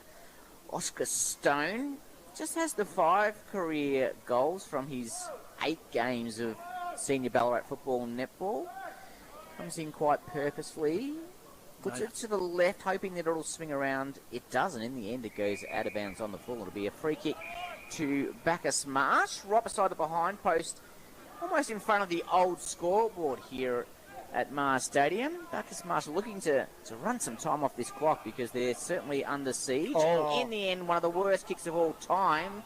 But fortunately, Kovakovic is up to the task for Bacchus Marsh. He kicks long outside 50. Lucks of fortune, ball lands in the arms of Coulton. He plays on quickly, and this is what they need to do. Handballs over the top. So Bacchus Marsh with some run. Curtis there, back to Coulton. Tries to go round 1, round 2. Was he tackled? Umpire said got a handball. Ball comes back towards Bromley Lynch, and it'll be a throw-in on the direct opposite side of the ground to us here at Mars Stadium. The score being North Ballarat 5-2-32, Bacchus Marsh 2-6-18 for T2E Gyms from Delacombe to Wendouree, and never too far from the T2E. Yeah, it's just another example of Bacchus Marsh trying to play on through that wing area. I guess it's the right thing to do, but they just seem to keep getting caught, unable to kick the ball forward. One down by the Marsh towards Wakefield trying to come through. Certainly had a crack. Cunts can say that about him this afternoon thus far. There seems to be a real difference at ball use at the moment between these two sides. You can see a real deficiency in the Marsh's game with ball in hand and finding their targets. And they come away, it's North Ballarat to Penny. You might look at the 1-2. York decides to tuck up the arm. Pierce it inside forward 50. Collins from the back couldn't quite bring it down the mark. And getting back there's Nixon. He retreats to Vesty. And he'll just measure a wobbly kick to Porter on the half volley. Went without it. Will be rewarded for the free kick. So had front position. Was unable to take the mark. And in the end, the beneficiary of a free kick, but again, it was a poor kick, which has sort of been the story of this term. He'll play on, and a poor kick from him went off the inset to Arts, 60 from goal. Now, believe it or not, Arts is probably in range. Well, he looked for Lockett down long. Plays long, and he does look for that man who fell over at the last minute. And the last were because Lockett had no one to beat. He had no one within 10 metres of him. 20 metres out from goal, at the crucial moment, he just slipped. The ball went over his head and out of bounds. But then he realised, hey, if I just get to my feet, I'll mark it. And he slipped again. And then he went, all I got to do is just get close. He was on hands and knees crawling for his life. It was like he had a big night. He just trying to get out of bed. He couldn't quite do it. But in the end, the kick's gone out of bounds and the ball's in. He's coming from Broadbeach last year in the QAFL, so these conditions have to be certainly sort of newish to him, although he has played for North Ballarat previously as well. One down inside 450 by the Roosters. And that stoppage the result. 24 minutes gone, second term. 5-2-32 on the Metro scoreboard. North Ballarat lead. Bacchus Marsh that 2-6-18 that we're on at quarter time. And it was a bit of time. The Collins tackle was strong. In the end, he's just going to put whistle to the mouth and throw it in the air once again. About 40 metres out from goal, inside 50. Lockett tries to go with a big whack. Tyrrell do by the half the contest. Handball off there to Kovakovic. He'll clear D50 for the moment. Will go out of bounds, and that'll mean Lasso free kick. Will go the way of the Roosters. Bacchus Marsh had better, though, in the last 10 minutes. I don't think there's been a goal. So North kicked 5, that first 14 minutes. We're now at the 24-minute mark. So at least Bacchus Marsh are winning it at the source. Around the grounds to go Vida. Darley Park, 7 minutes into the second quarter. Darley 9-2-56, East Point 2-7-19. Will Johnson has 5 already, Sam Young. Well, welcome back, Will. As there's been a conference and a decision, we're going to throw this one in the air. A bit of that today, isn't there? Yeah, a bit of a chat between the central and boundary umpire, which means result now a throw-in. It'll be Russell in the ruck, winning it down for North Ballarat. It spills out nicely for the Roosters to go inside forward 50. Trying to get back there was Gertz. Clark did well to get the handball away off to a teammate. McGuigan left foot snap superb. He pops it through, and the Roosters have 6 with the breeze. 6-2-38 on the Metro scoreboard. So Bacchus Marsh 2-6-18. Yeah, it was unfortunate. Gertz was in the hole there for Bacchus Marsh as that ruckman tried to get back, just let it get over his head, and unfortunately you can't do that when the ball comes to ground. North Ballarat have been quite good at ground level. Their smalls got involved there, and yeah, that's now getting them up to 6-38. So North Ballarat looking certainly the better side. They've made far better use of this wind in this quarter than Bacchus Marsh did in the first quarter. So around the grounds, Vic go Vida. Sebastopol 5-6-36. Ballarat just getting one back there, 3-4-22. So the margin 14 points. That's at the 26.5-minute mark of the second quarter. And Melton doing a number on Lake Wendouree. So this is 24 minutes into the second quarter, 71-29 in favour of the Bloods. As the ball up's been straight knocked to the turf from Gertz, so we'll go again. Him against Russell. Russell with the tap, clever. Got to McCartan, right foot kick, go inside 50. Too tall for Collins, it spills out the back. Clark slapped it further forward. Colton getting back, finds Vesti. And he looks to come broadcast side. Kick's going to be good. Was touched on the boot. York, handball inside to McInerney. Already kicked one smart goal. This one he more sets towards the square. And then getting back to Freeman taking the mark at the full back position. So he's gone back to, I guess, be another spare. Brad McCann almost looks like they might be playing with 8 defenders to close out this second term. There's certainly no one in the forward half for Bacchus Marsh. So Jude Milburn for Bacchus Marsh in the back pocket. Kicks it low and turns it straight over into the arms of Taj Bowman for North Ballarat. Comes inboard, trying to open things up a little bit and finds Carey, who's been good in his first game back from injury today for North Ballarat. Isaac Carey. It's called to play on now. Gets around the man of the mark. He's about 70 from goal. Kicks into the pocket. Oh, Freeman and Fulton, no talk there at all. And Fulton jumped in the way of his teammate. In the end, they're probably lucky not to win a free kick against them for insufficient intent. But it'll be a boundary throw-in in the forward pocket. Gentlemen, I want to know, do you think we will see a goal today from the Creswick Road side end of the ground? I think North might get one, but I wouldn't have any more than one, Sammy. Inside forward 50 here. Lockett against Freeman to Mountain of men. Ball hits the turf. Spills out into the corridor now towards Penny on his left side. Got the handball away only as far as Milburn for Bacchus Marsh holds things up. I was going to go back to that one when Fulton was backing back with the courage there, Brad McGann. Just went with the one hand as well. And yeah, it's just one of those things we were going to call no talk, but also lack of commitment as well to the cause. As we're back underway. I wouldn't want to stand in front of Lockett if he was running at me, though, Sam Young. Time to go. You got to go. Very true. Inside forward 50. Freeman took it out of the ruck, did well. We'll clear D50 with the kick. Bromley Lynch coming the other way. Got it away to Stone. McInerney, slight fumble. Griffiths held without it or in the back, take the big free kick and go hit the way of Billy, who's had some good days here in recent years. Former Cross Premiership player Gordon in the Central Highlands Footy League. As they get done on the big stage at Marseille as Billy, back in his home club, the Cobras, in season 2026. Right foot kick will come out to the broadcast side. Kavakovic all by himself. Just think they didn't pick him up then. It was just had a bit of space. Did Jack. He'll chip it over the top to the veteran and Shea. This is better. Getting territory to centre wing. Shea ignores the initial short option to Canning and now is forced to play on. Pound a high ball to half forward.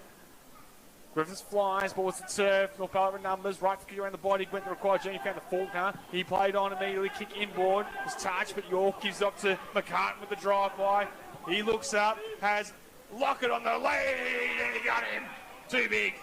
The kick was to his advantage. He takes the mark. It was a nice kick by McCartan. He was running fast, but did have to scan ahead and see that Lockett had read from the goal square all the way up. He had 5 metres on his man.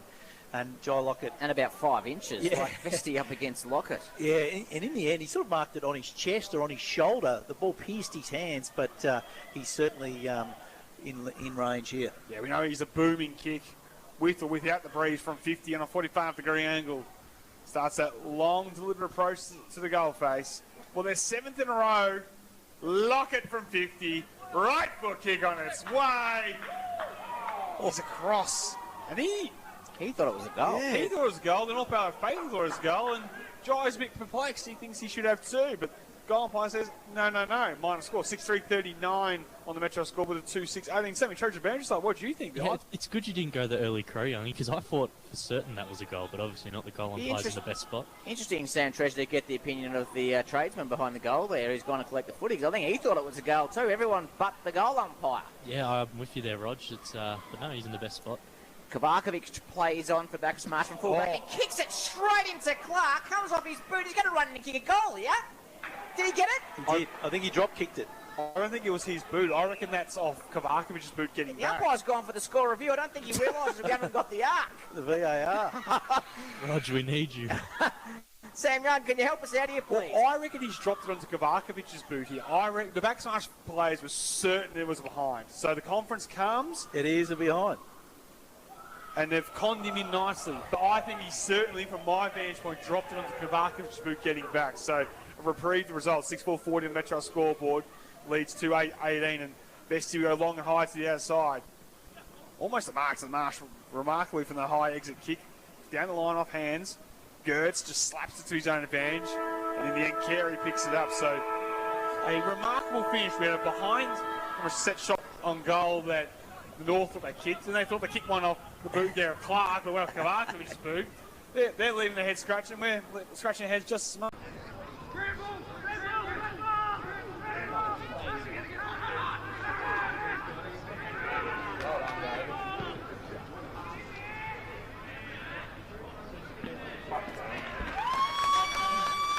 In the rooms, I'll see if I can get a word at half-time as to whether he can continue, but he's gone down the rooms. I would think that highly unlikely as North win the clearance. Stone with ball in hand, kicks long towards the goal square. It's going to be a one-on-one. Curtin, clever punch, went straight back to McCartan, over to Mitch Clark, snapped it over his right shoulder. North had the instant reply. Gets back to take the mark. Took a nice proactive position and took the mark. Short ball, fine Henderson. Handball off to Buckley in the middle of Mars Stadium. He has a vacant goal square. He pounds it home and pounds it all the way home.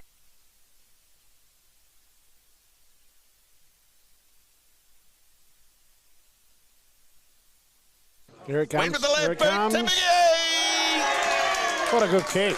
Can we get a quality finish? Yep, there's another one. Look at this. Biggie's got 9 at Mattingly Park.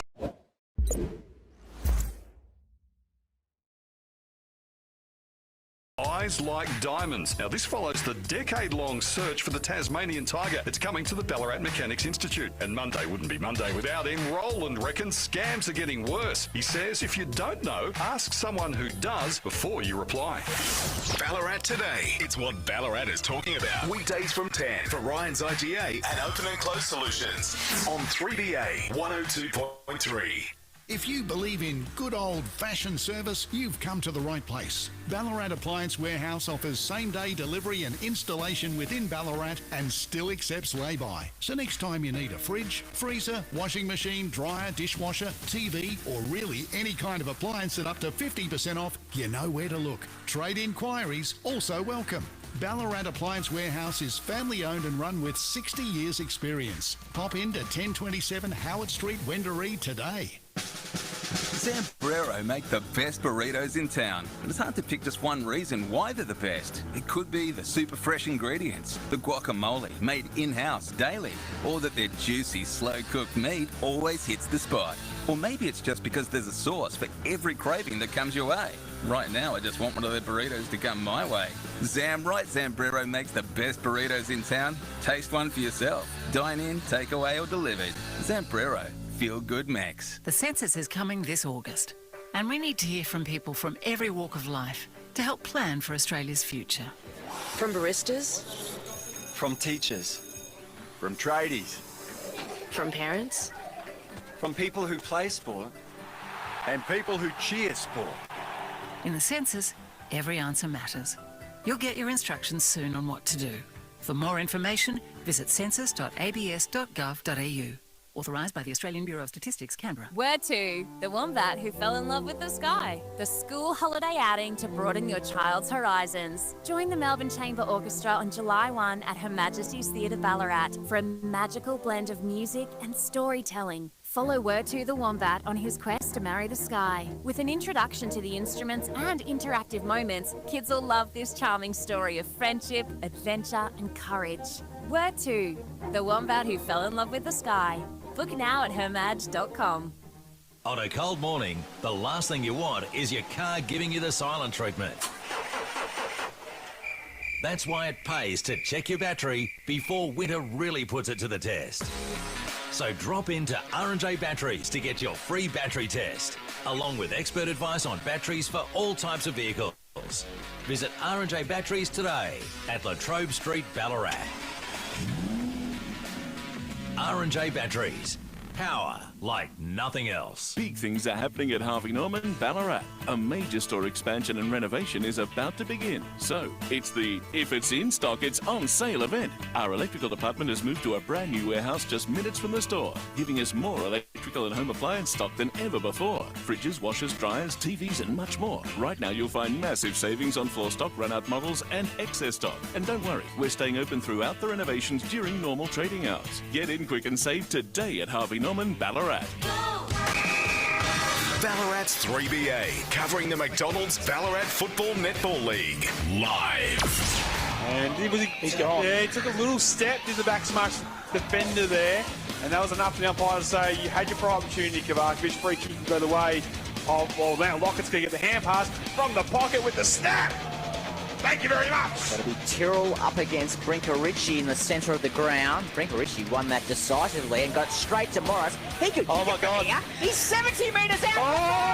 Josh Morris has kicked the goal from 70 metres out.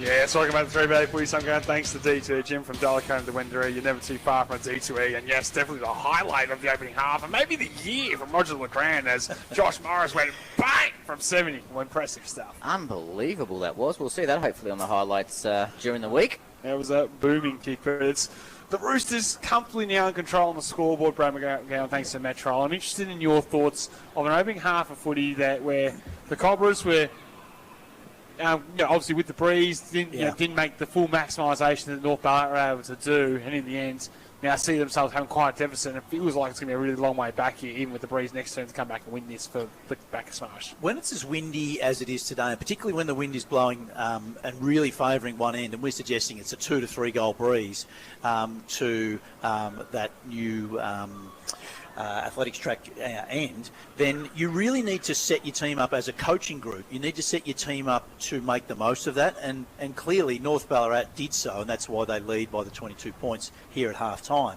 Because North Ballarat, when they were going against the breeze, they were pretty defensive, and they used a method of ball movement that allowed them to be defensive and also to eat up a fair bit of clock, and that is that they just chipped the ball around out of defence. They knew that you could only kick the ball, say 40 metres maximum, probably more like 35 against the breeze, and so they just hit 20 to 30 metre passes over and over again. They made the ground nice and wide, and they took their time and moved the ball up the ground. Yes, they didn't score in the first quarter against the breeze, but it made it much harder for Bacchus Marsh to be able to score, because Bacchus Marsh just couldn't get the balls off them. And then when North Ballarat had the breeze in the second quarter, they were far more aggressive. You could see they loaded up personnel-wise with Glover forward that made sure the ball came to ground. And I thought Bacchus Marsh didn't chip the ball around. They looked to run, and they still looked to score more against the breeze. And in the end for Bacchus Marsh, they weren't able to score against the breeze. And what ended up happening was they turned the ball over too often, which gave North Ballarat more and more inside 50s. Plus, I just didn't think that the defensive structure for Bacchus Marsh worked. I don't think Luke Gertz, their Premier Ruckman, worked as a spare defender. He just wasn't agile enough. The ball kept going over his head, and his team lost the clearances when he wasn't in there. So I think they just got a couple of things wrong, and that's something that we're talking about, hopefully, in adjusting for this third quarter. I think clearly because of the stretch that North Ballarat been able to put them on the Bacchus Marsh defence, with Vesti having to play tall, Penny having to play tall, not having Lawler down there, not having some genuine height. It's allowed for, I guess, that different thinking with the spare, rolling the spare, but it has to be someone that has to be a spare Brad McGowan. Has to be someone who can, well, first of all, get the ball at ground level, but impact the ball in the air as well. You've got to be a two types there. Otherwise, all you're going to do is send the ball into the ground, and Luke Gertz becomes redundant, or he kick over his head. He's redundant again. Yeah, that's right. So you need and it's each coach should have a player in mind that they think of straight away when they go, who do you want spare? One of the line coaches says, who do you want spare? They should have this player straight away that they know. It could even be a forward, and we eventually saw Freeman go down there. I think next time for Bacchus Marsh, they pretty much forget any forward structure. They're not going to kick goals against the Breeze. Now, so I would go very small in their forward half if I was Bacchus Marsh in the fourth quarter against the Breeze, and I would play guys like Freeman and all of their tall forwards. I'd play them as key defenders. But realistically, the game is now into this third quarter. If Bacchus Marsh are going to win this game, they need to kick probably 6 to 8 goals to give themselves a chance to be up. They're down by 22 points or 4 goals, close to 4 goals right now. They need 4 goals to get themselves to even. They probably need another 4 to get themselves in front, because they're going to find it very, very hard to do that. So how do they do that? How do they load up their forward line? Well, there might even be some key defenders. Maybe someone like Penny might be more dangerous forward. I don't think they were aggressive enough in the forward line, so they need to set up their midfield to be really aggressive and have all their good players in the forward line. I wouldn't be too worried about your back line if I'm Bacchus Marsh this quarter. You've got to have your stars forward, because that's the really only chance of winning this game. Yeah, I think it's talent, forward centre, and that's what North Ballarat will do with Glover. I think it's Kovacic, Penny, go forward, and you just go, well, we might actually concede a couple against the Breeze here, but we lose the game anyway if we don't do it. You have to try and create an avenue to win. They have to kick 7, 8 goals, who said Brad McGowan, to be any chance, and even then, it's still an uphill battle, because North Ballarat, we know, will finish Breeze, and they'll finish strong with their talent, similar to what they did last time against Sebastopol, where they were able to run over the Borough in the final term. Let's go around the grounds thanks to Go Vita, your local health store. And Roger LeGrand, you've been keeping a very close eye to some games across the Ballarat Football Netball League. What results have you got, scores have you got for us thus far? Well, we discussed Darley and East Point pre-game in terms of we expected it to be a tight game. Well, I can tell you it's not. Darley are absolutely, in the absence of Brett Myers and Brett Bewley, 10-6-66, East Point 2-7-19. Will Johnson with 5 goals in that clash, and that's still not even half-time. Down at Clark Oval, it's a lot lower scoring game. Sunbury 1-4-10, trailing a very inaccurate Redan 2-8-20. That game nearing half-time. The match of the round outside of this one, of course, is Sebastopol versus Ballarat, and Sebas have the lead by 10 points. They're 5-8-38 to 4-4-28. That's at half-time. And then the other game, Rowan Brown's last game as coach of Lake Wendouree, and we were kind of hoping that, maybe the Lakers could conjure something together. Well, unfortunately not. Melton have kicked a cricket score in the first half. They're 16-5, 101. 12 goals up on Lake Wendouree, 4-5-29. So not the dream finish we hoped for Rowan Brown. You've got some scores from the Central Highlands, Sam Young? Yeah, big upset brewing actually in one of the big games out there with Rokewood, 7-5, 47 lead, Springbank 2-5-17. Can they finally get a scalp in season 2026, the Hoppers? That's the real question. Newland, 9-7-61 over Creswick, 3-7-25. Dunstown, well, always going to be the winners in this one, 12-5-77 over Clunes, 1-1-7. Dalesford, 10-7-67 over Beaufort, 5-2-32. Warburg 2-7-19, Trail Balan 3-6-24, a game that Warburg desperately want to win. Learmont 7-9-51 over Hepburn 3 straight 18. Bungaree 11-7-73 over Carl Linton 2-4-16, and finally Gordon 4-5-29, just taking the lead over Bunyan 4-3-27, what is the Central Highlands match of the round. But there's a match of the round unfolding in AFL, Brad McGowan. Yeah, close one. In the fourth quarter, 15 minutes to go in the fourth quarter between St Kilda and Port Adelaide. St Kilda currently lead by 3 points, 11-8-74 to Port 10-11-71. But I know for Port that their star player, Zach Butters, is out injured, as is Mitch Georgiades, their full forward. So they kicked 7 of the last 9 goals, Port. So St Kilda were leading by as much as 7 goals. Right. And they've got within 3 points. Got within 3 points with 15 minutes to go there. Unbelievable. Let's hope Zach Butters is okay. The Darley superstar on off a big fat new contract, Sam Young, at the end of the year, either at Port or more than likely at one of the Victorian clubs. Last game for Port, obviously, today. He could be. I don't know. He might not actually fly back with the team. He might just, stay home. He might just do that. Go straight to the Bulldogs, will he? Well, that's the tip, isn't it? The straight to the Bulldogs. Well, that's the talk. The talk is obviously the Western Bulldogs, the club he's supported as a junior, but there is a club that's also down this vicinity that definitely having a crack. And who do you barrack for? Me out. Yeah, Geelong. There you go. Thanks very much. Here at Marsden, we're going to take a break. Thanks to number 2 guy DT Jim. You're listening to 3BA's Footy's Home Ground. Over more than 6 decades, the Rolling Stones continue to prove themselves as the greatest rock and roll band on earth. comes their 25th studio album, Foreign Tongues, already hailed as one of their very best. Hi, this is Mick Jagger. It's a very recognisable Stones sound. So now we're excited to present the Rolling Stones' Foreign Tongues album special, featuring the boys in the band, previewing tracks and playing Stones classics. This is Ronnie Wood. New Diamonds was breaking the ice, and Foreign Tongues is the flow that comes from. Tomorrow night from 6 on 3BA. Catering for your crew? Zambrero is here for you. Zambrero offers catering to suit any size event. Pick up in restaurant or ask about delivery. To find out more, head to zambrero.com.au/catering. Zambrero, it's feel good Max. It's the cinema experience that feels grand. Step into Palace Cinemas Ballarat, right in the heart of the city. Enjoy $12 tickets with Royal Discount Days on Monday and Tuesday. Also, seniors and students can enjoy this on Wednesday too. Catch the latest releases every Thursday. Bring the family for less with a family pass on GNPG films. Or make it a date night with a curated wine menu. And yes, you can take your wine into the cinema with you. Palace Cinemas Ballarat. Feel like cinema royalty. Get 30% off all Kumho tyres at My Car Tyre and Auto. Offer available from 6 to 19 July, with tyres to be fitted by the 31st of July. T's and C's apply. My Car Tyre and Auto. People first.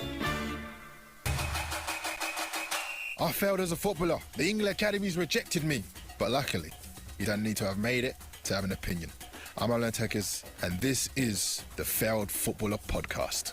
Twice a week, I'm breaking down the biggest stories, the best goals, and the biggest controversies as we follow Australia through the World Cup. With expert guests, strong takes, and insights you won't be getting anywhere else. Listen on the free iHeart app. Watch and subscribe on YouTube. Search The Failed Footballer. Maria has a problem. I have a problem. Her housewarming party is on tonight, but she hasn't got any appliances yet. She's got no fridge to store the drinks, no freezer for the nibbles, no washing machine to clean her favourite frock, and no TV to put the game on when people arrive. Lucky for her, Ballarat Appliance Warehouse offers same-day delivery, lay-by, and has great prices on everything she needs. Ballarat Appliance Warehouse, 1027 Howard Street, Wendouree. Sure. The census is coming this August, and we need to hear from people from every walk of life to help plan for Australia's future. From baristas? From teachers. From tradies. From parents? From people who play sport. And people who cheer sport. In the census, every answer matters. You'll get your instructions soon on what to do. For more information, visit census.abs.gov.au. Authorised by the Australian Bureau of Statistics, Canberra. This winter, more people in Ballarat are doing it tough. Families are struggling to afford food, heating and basic essentials. The Ballarat Winter Appeal is here to help but needs your support. Donate non-perishable food, coats or blankets at Anglicare Ballarat, 14 Victoria Street, Bakery Hill, weekdays 10 a.m. to 2 p.m. or give online at ballaratfoundation.org.au. A small act can make a real difference this winter. The Ballarat Winter Appeal, proudly supported by 3BA. Now it's back to McDonald's BFNL action. Thanks to our #1 ticket holder, D2E Gym. From Delacombe to Wendouree, you're never too far from a D2E. This is 3BA Football. Welcome back to 3BA Footy Sunday. Thanks to D2E Gym. Welcome to Wendouree. You're never too far from a D2E as Bacchus Marsh has made their way back on the ground. The umpires made their way back on the ground, which means our man Sammy Treasure's been able to get out on the ground, but also got across to the netball courts to have a look at the scores there. Sammy T, I want to know what's going on in the A-grade netball this afternoon. Of course, the big game between North Ballarat and Bacchus Marsh there as well. Yeah, I went over there about 10 minutes ago. Youngie and North Ballarat were on their merry way, leading that one 39-24, so that was a second versus seventh clash, so North Ballarat are going to continue going along really well in the competition there. Thank you very much. Of course, North Ballarat doing very well in the A-grade netball this season and trying to win yet another flag if they can do it. They've obviously had so much success on the court in recent years and should be strong victors over Bacchus Marsh this afternoon. Coming off a draw, though, against the Borough in a bit of an upset down there at Marty Bush the last time we were down there.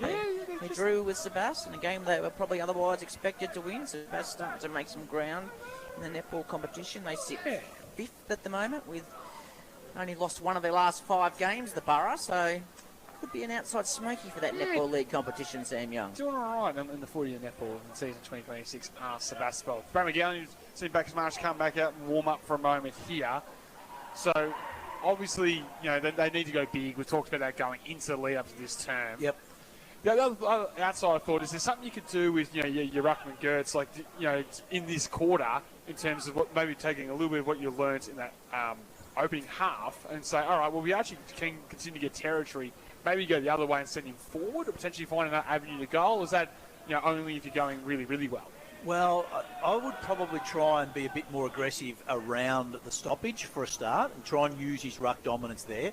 So maybe you say, well, maybe we get our midfielders on the move and be more attacking. Maybe even you get Gertz to spike it forward a little bit more and run onto it. But that would be my plan A, would be, hey, let's just be, as a midfield group, let's start defensive side, start that 5 to 10 metres off, all right, and then get on a move through the stoppage. And if I was to bring in some stoppage language, it'd be better to be late than early, so don't go too early, but certainly get at least one target on the move through the stoppage, if not 2, and try and be very attacking. Just get some momentum going each time, even if you don't win the ball, even if it just happens to bounce off you and get going in towards your goal. You just want to get some momentum and going towards the goal as much as humanly possible, and you do have the ruckman to do that. And then in the forward line, I'd be trying to create a fair bit of space if you could. We know that this North Ballarat half back line is so good. I'd be trying to keep 1 or 2 dangerous forwards close to goal and everyone else up nice and high, because you know that North Ballarat are going to try and drop players off and be in that sort of defensive hole as much as they can. We saw Glover do it, we saw Isaac Carey do it, we saw Josh Morris do it. So I would expect for North Ballarat that Sam Glover will come back and play at half-back, and probably it's actually quite good coaching. Just say to one of your best players like Sam Glover, Sam, you're just staying at that end, the wind's going, all game. All right, so then he's able to have as much influence on the game as he can. Marsh down 3 on the bench. Sammy Treasury, been keeping a close eye on that? Yes, they are. Youngie just confirmed, unfortunately, they won't see Tarkin Finley for the rest of the day. He's dislocated his left hand, off to hospital. Ooh. So it makes you think that they either had issues getting it back in, or they're worried about a potential break. So I guess I'll have a look. I'll have to get a look by further medical co. And the other thing I thought about Brad McGowan, there's a guy called Isaac Nixon who plays that important mid-forward role. I think this is one of those days where you just go, all right, especially in this term, send him in the middle. Just see what happens. See if he can get some forward. And the one deficiency that's been very evident is their ball use this afternoon between them, and the disparity between their use and North Ballarat's. He's a guy who's got pretty good skills. We've seen him play at interleague level before and be pretty classy when he gets it on the outside. I think I'd just throw caution to the wind and say, all right, go to a few centre bounces, see if we can get some nice forward taps and find avenues to go out that way. Yeah, he is playing that mid-forward role, as you've said. It's either that or I'd put him to full forward. Correct. At the moment, they've got Kovacevic there. Which is this magnet we spoke about they could move going into. But, yeah, you're right. It's one of them to the goal square is fine, but I was thinking one of them maybe needs to go in the middle to get it down there. Yeah, that's right. Either get the ball in his hands and have him being the one that's entering 50, and at the moment he's sort of stuck in the middle. So let's keep an eye on that. He's on Isaac Carey. Carey won't necessarily go with him, so if Nixon comes up towards the ball, he could get involved. Play getting underway here to start the second half at Mars Stadium. Bacchus Marsh up against North Ballarat. Bacchus Marsh winning it out in the clearance through Ethan McKercher. Kicks inside 50. Bowman up against Smith. Bowman got a fist in, went out towards the boundary line. Glover tried to pick it up. In the end, he was met pretty heavily. Umpire calls play on. It'll be a ball up one. Thinks right on the 50-metre line. So almost in front of the old scoreboard here at Mars Stadium. If you've just joined us, North Ballarat 22-point leaders at half-time. They're kicking against a strong breeze to start the second half. Umpire throws the ball in the air and looks like it's going to be a repeat stoppage in the early stages of the third quarter. Glover just drops back all by himself, fills the hole perfectly, which means there'll be a wall of players for the Cobras to get through from this stoppage. Given a long time to get rid of it, as the Bacchus Marsh player put the hands up not once but twice, and now it's gone. And Shea will retreat back to that loose play in Glover. He can come across to Morris if he likes. Eventually wants to go longer, carry that target. Kind of lands in between him and Morris, and then Morris comes away with it. Tries a little dinky left foot kick around the body. Darwin got it to Carey. Tucked to the arm, look for a run. Right foot kick in the line, it's got to be pinpoint. Wasn't. Getting across, intercept mark to Penny. Penny takes the mark. looked to go quickly, but then it's called back over his line. He'll now be forced to pound it long. So right penny, right foot kick to half forward to poor one. In the end, too easy. Mark's taken by North Ballarat. Once again, this is Faulkner at half back. So Max Faulkner, he's had some good moments this afternoon. Goes across the ground and finds Bowman. Short kick it was. Morris kind of floating around, looking for that handball receive, but Bacchus Marsh were aware of it this time. So Bowman goes across the other side, back towards the main grandstand where our broadcast is this afternoon, and Darbin takes the mark. One defensive 50. He handballs to Carey, who'll go across the face of goal with a handball to Bowman. Comes up the wing and finds Penny. He's on the back line of the centre square for North Ballarat. Again, looking short, and goes up towards Brinker-Ritchie. Well, he had the turning circle of a ship. He couldn't turn at all, and Gertz takes the mark. Handball receive off there to Cook. He'll go inside 50. Nice kick on the lead. Freeman, great late ball from Penny. Made amends. Got across at the final moment. Darbin, handball off. Well, it's really no in particular. Penny puts his head down. Caught in tackle there by Griffiths. Gates broke the tackle. Stuck on the boundary line. Rifle kick's very skinny in the end. Scraped it for a minor score. Freeman on the lead there. Just went with a chest mark. We'd like to see extend the arms. Yeah. Got to extend the arms. But didn't. And now North Ballarat come out full back through Morris. He'll sweep the hand pass over the top. And the Roosters through Hughes, who's had plenty of it. We'll go left foot kick down the line. Arts with the outstretched arm, brought it down. Morris again with another disposal. He's just eyeing up another Sporting Globe player today, Voucher. His handball missed his target out of bounds. It went free kick by the way of the Bacchus Marsh. Unusual to have 3 hand passes to get it all the way up to there. They're just running with their legs as opposed to kicking like they did in the first quarter. So it'll be Ethan McKercher. Goes in short. So Bacchus Marsh, it's just taking their time now. They've got to use Shea, I think, goes on that. Oh, no, it's actually Fulton kicks long towards goal. Ball spills over the back. North with the numbers through Glover. Got a handball out to McCartan. Under pressure handball to Faulkner. Came in ball to Shea. He's going to get caught here. And he was holding the ball. It's going to be a free kick going the way of Adam Blaine. And he'll take that kick from right on 50 on the boundary line. I reckon the NFL might back himself here. He hasn't kicked the senior goal, but why not? Have a little pot shot from the pocket here. They are 2-7 on the Metro scoreboard, trailing 6-4-40. Why not just see if you can get your first one? He decides to do team things there to the square with a scrubby kick. Brinker-Ritchie brings it to the ground. Wait for the tackle. Umpire says, gone. Full takes the advantage, snaps and goals. But the Marsh get the first. Jamie Fulton threads it through. 3-7-25 on the Metro scoreboard, now trial 6-4-40. Probably was the right thing to do, I guess, to kick to the top of the square. And North Ballarat just couldn't control it. I think it might have been Brinker-Ritchie, was it? That it was a half-hearted effort, though, wasn't it, for a man of his calibre? Like a one-handed Mark it or put your fist through it, son. Yeah, just that's as you said, because he wasn't able to get anything substantial on it, it fell to Bacchus Marsh, and they made them pay there. And look, the Bacchus Marsh weren't necessarily overly enthusiastic about the goal, but that's their first. It does bring them back into it, and they need to just keep chipping away. 3-7-25 Bacchus Marsh. North Ballarat 6-4-40 on the Metro scoreboard as the umpire prepares to throw the ball in the air in the middle of the ground. Gertz won a hit out down to Shea, back to McKercher. Got it on boot, was partly smothered, came back to Stone for North Ballarat. Handball towards Ritchie. Tackled straight away, and it'll be a repeat ball up in the middle of the ground. That centre bounce play is working quite well for Bacchus Marsh, where Gertz hits the ball forward to a player running away from goal and then feeds it back to McKercher. Gertz wins it down.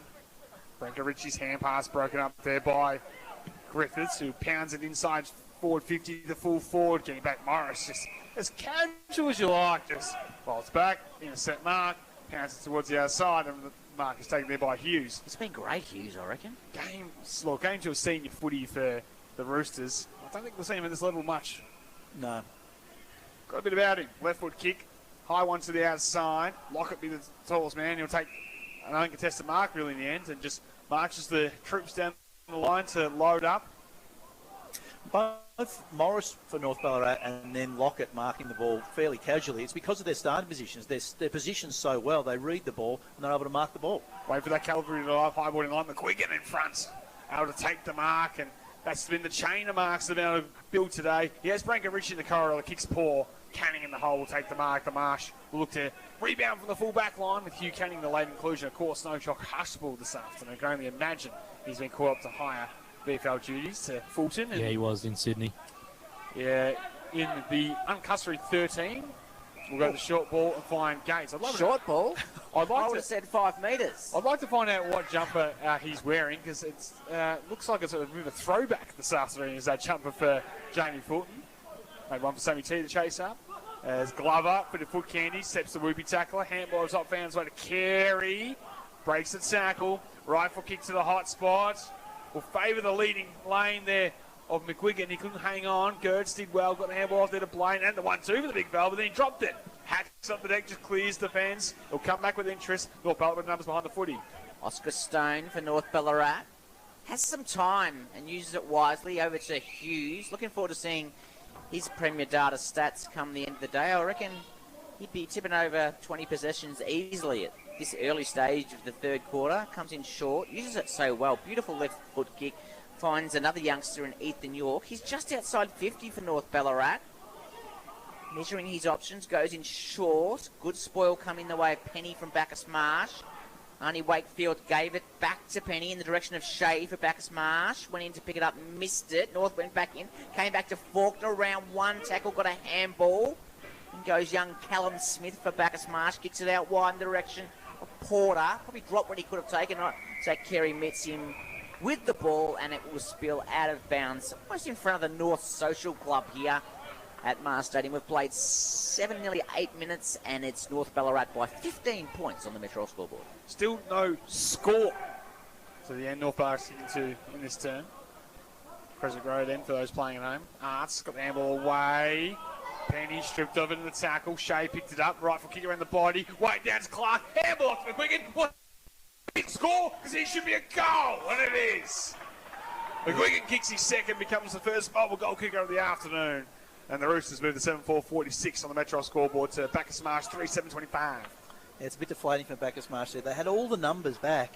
That one, the kick just dropped quite short and then bounced off a hand of North Ballarat, fell to the North Ballarat Smalls, who Bacchus Marsh players hadn't necessarily covered off very well. They were more guarding space. That had worked for them the last 2 times in, but fortunately for North Ballarat, it fell to the right position, and yep, they're able to get that goal.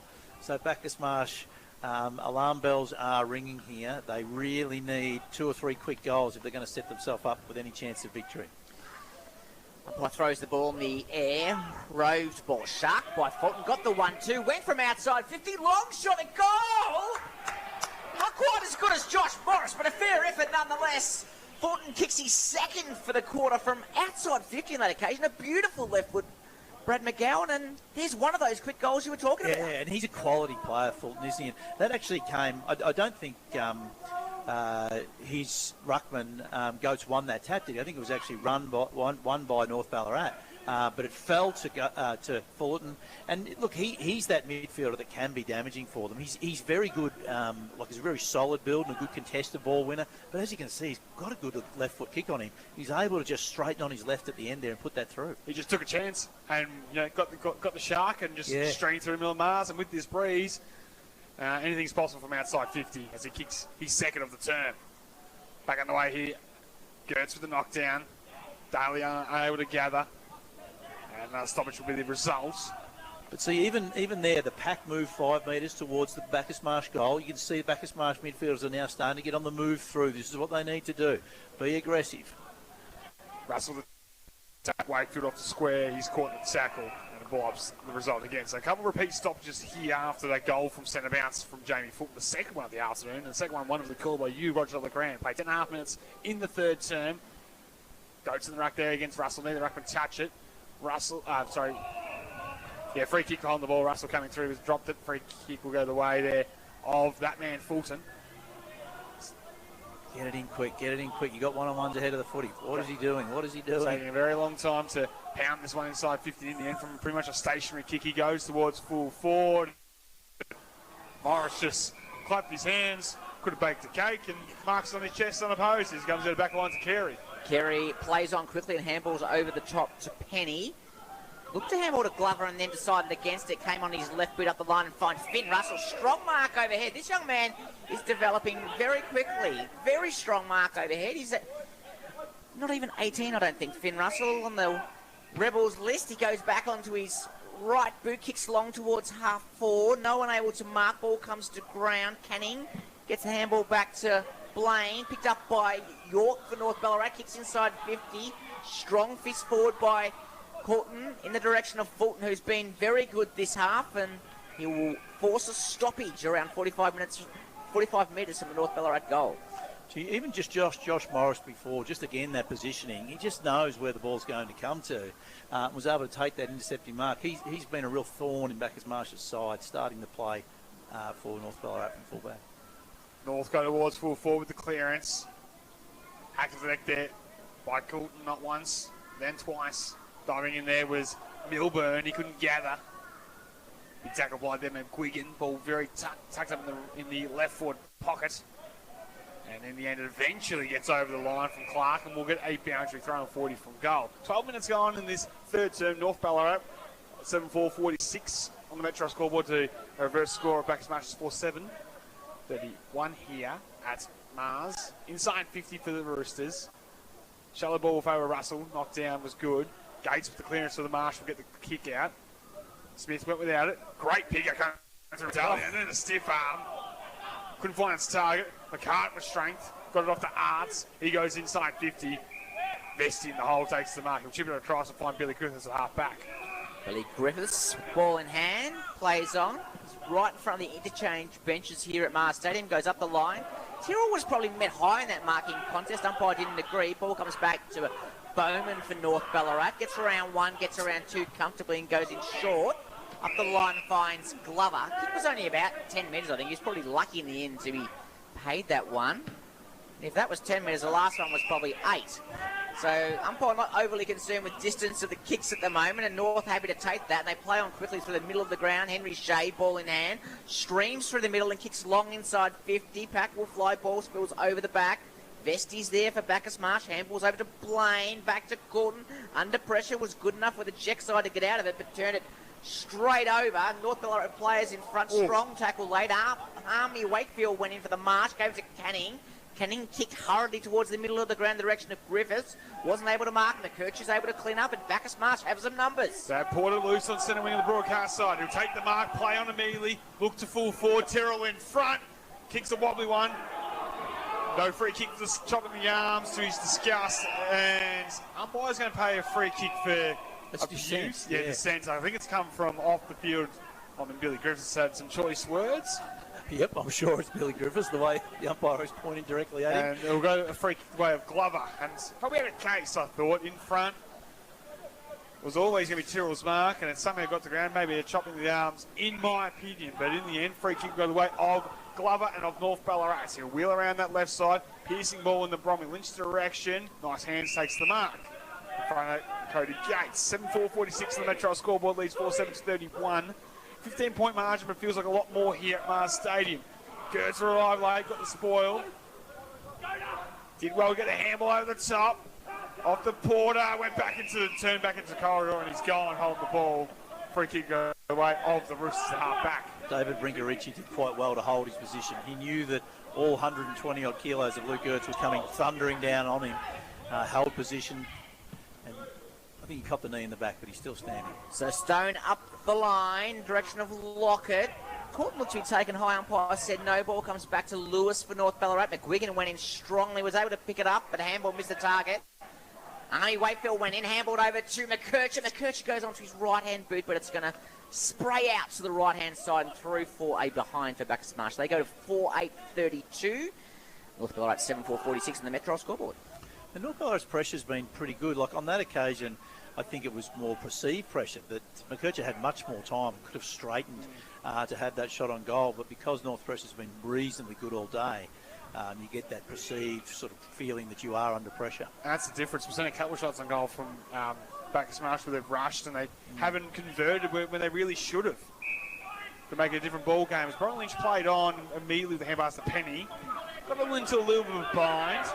And then Hughes runs out of real estate and will get a ball in. The ball in between half-forward semi and the broadcast side, 16 minutes gone. Down to a 14-point margin in this one here at Mars Stadium. If the Cobras, they really need to pound home some late goals in this term to give themselves any chance with the Roosters having that strong breeze to finish. Of course, down one rotation on the bench, as Sammy Treasure reported as well, with Tyker Finlay off the hospital with getting that finger assessed. Bestie with the clearance. Will dribble it inside forward 50. Kovacic held up by no. Great pick up by Faulkner. Handballs at the bootlaces of Stone. Hughes, rare fumble.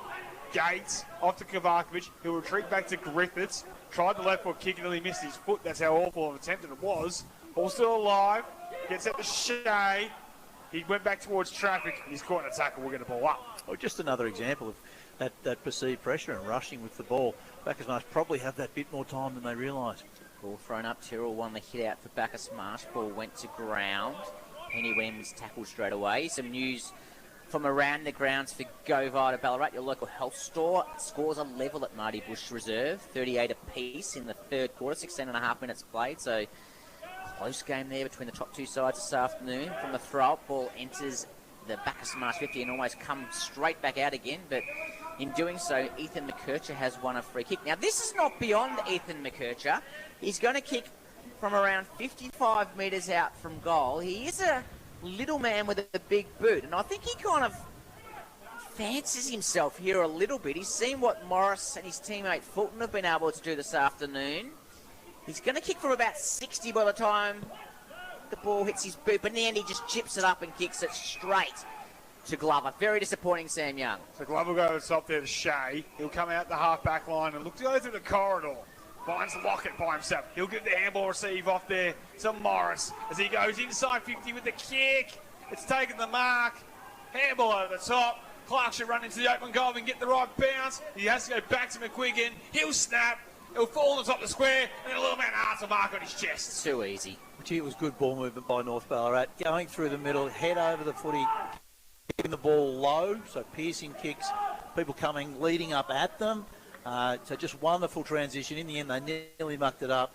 Still not an easy shot here for Sammy Arts. We should be able to put it through. So Arts from 15 out, top of the goal square, pops it through the big sticks. North Ballarat get their 8th of the afternoon. Arts becomes their 7th individual goal kicker for this game thus far.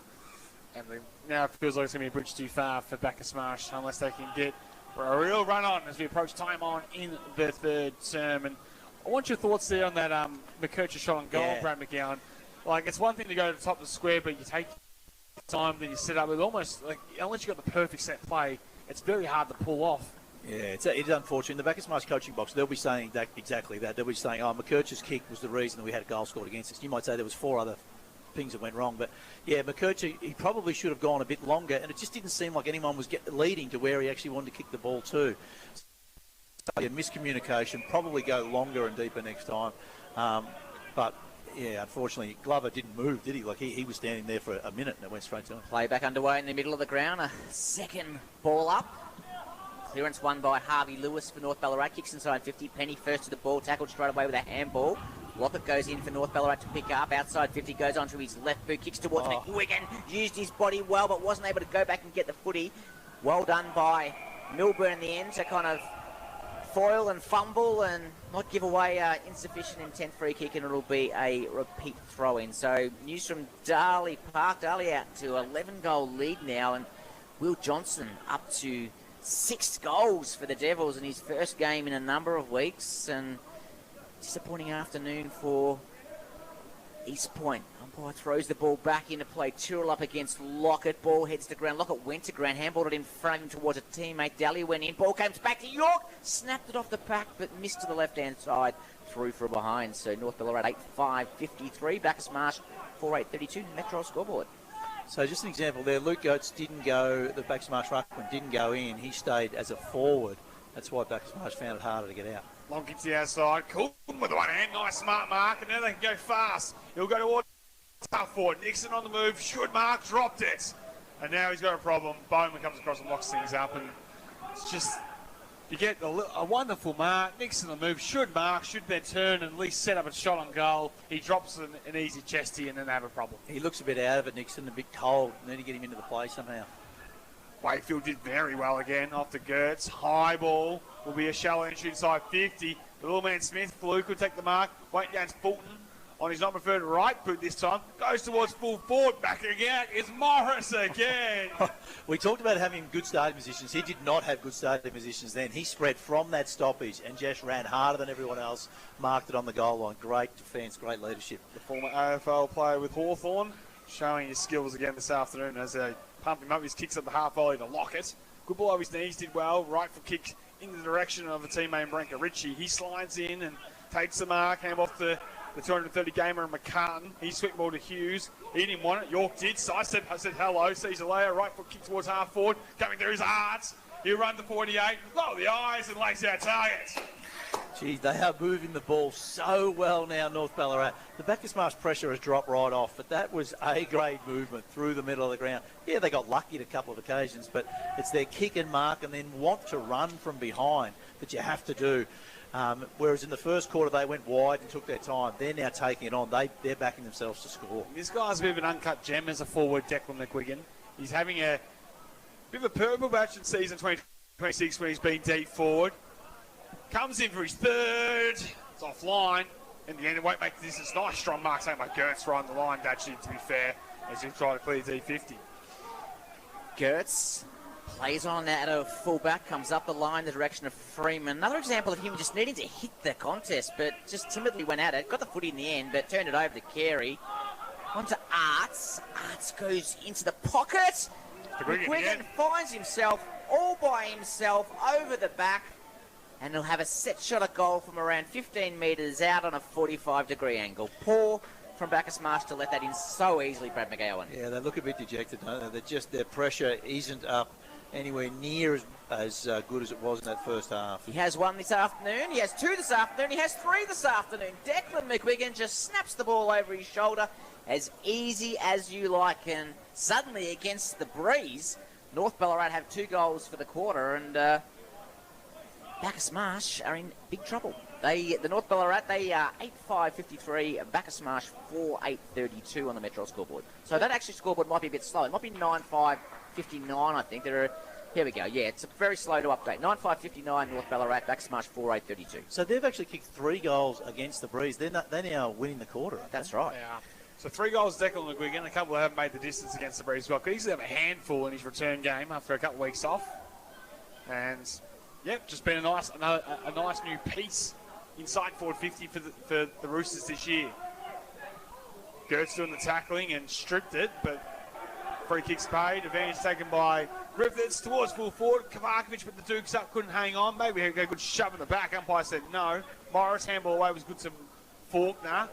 And the Roosters with Hughes just so composed went back towards traffic but found the loose player in McInerney. He spits it wide with the hand pass, too tall for his teammate with the drive. By dives desperately, didn't touch it. Lasso free kick will go the way. Bowman says he did. He's going to have another conference, I think. Here. Back to the arc. They've been chatting all day. We've had a goal umpire run out thinking there was an arc.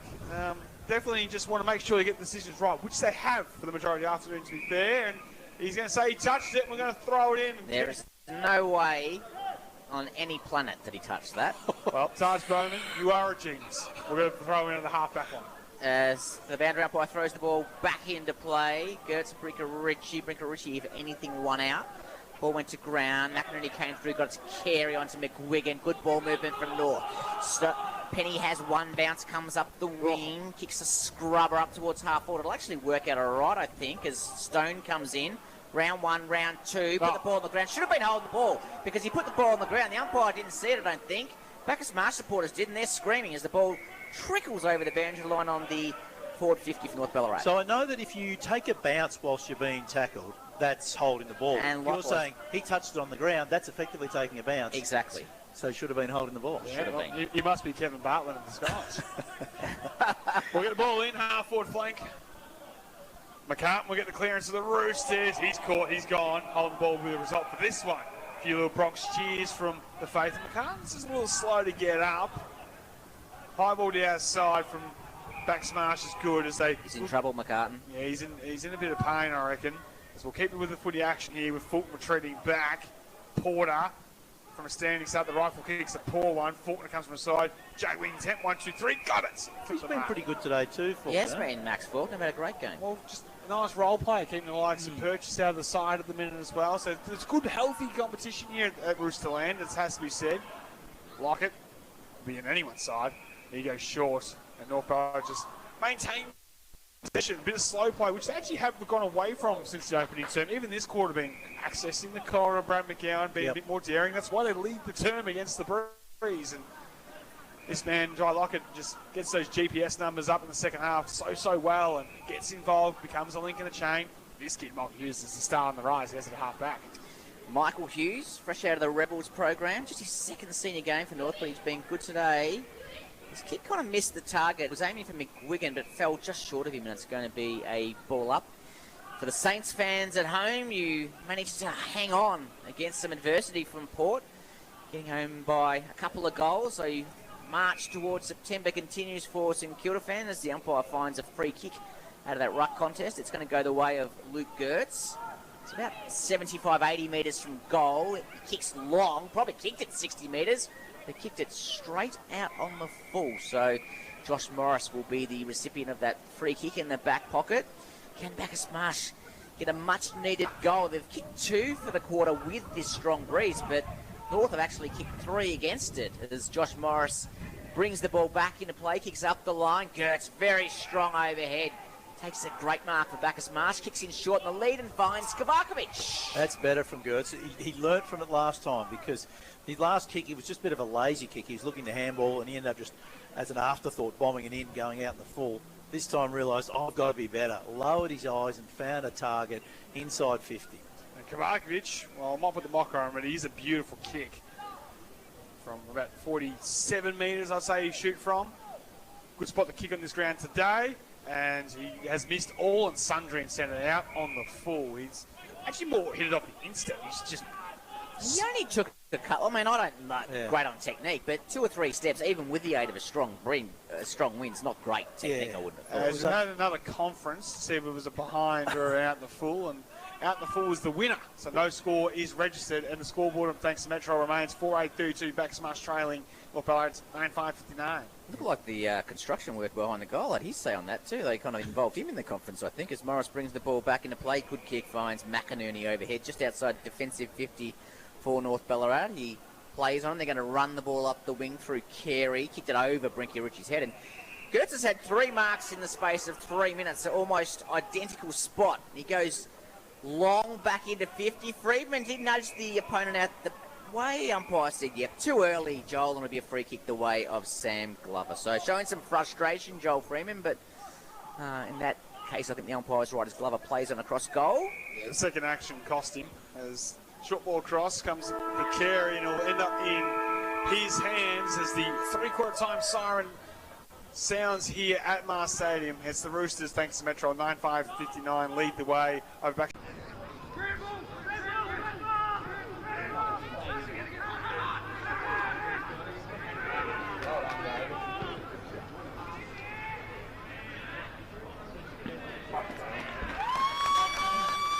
In the rooms, I'll see if I can get a word at half-time whether as to whether he can continue, but he's gone down the rooms. I would think that highly unlikely as North win the clearance. Stone with ball in hand, kicks long towards the goal square. It's going to be a one-on-one.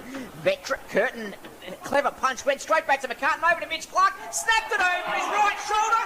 North had the instant reply. Gets back to take the mark. Took a nice proactive position and took the mark. Short ball, find Henderson. Handball off to Buckley in the middle of Mars Stadium. He has a vacant goal square. He pounds it home and pounds it all the way home.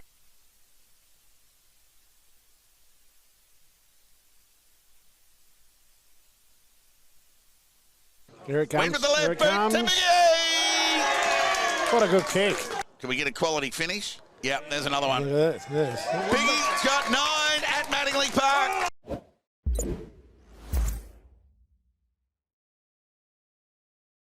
Home of the classic hits.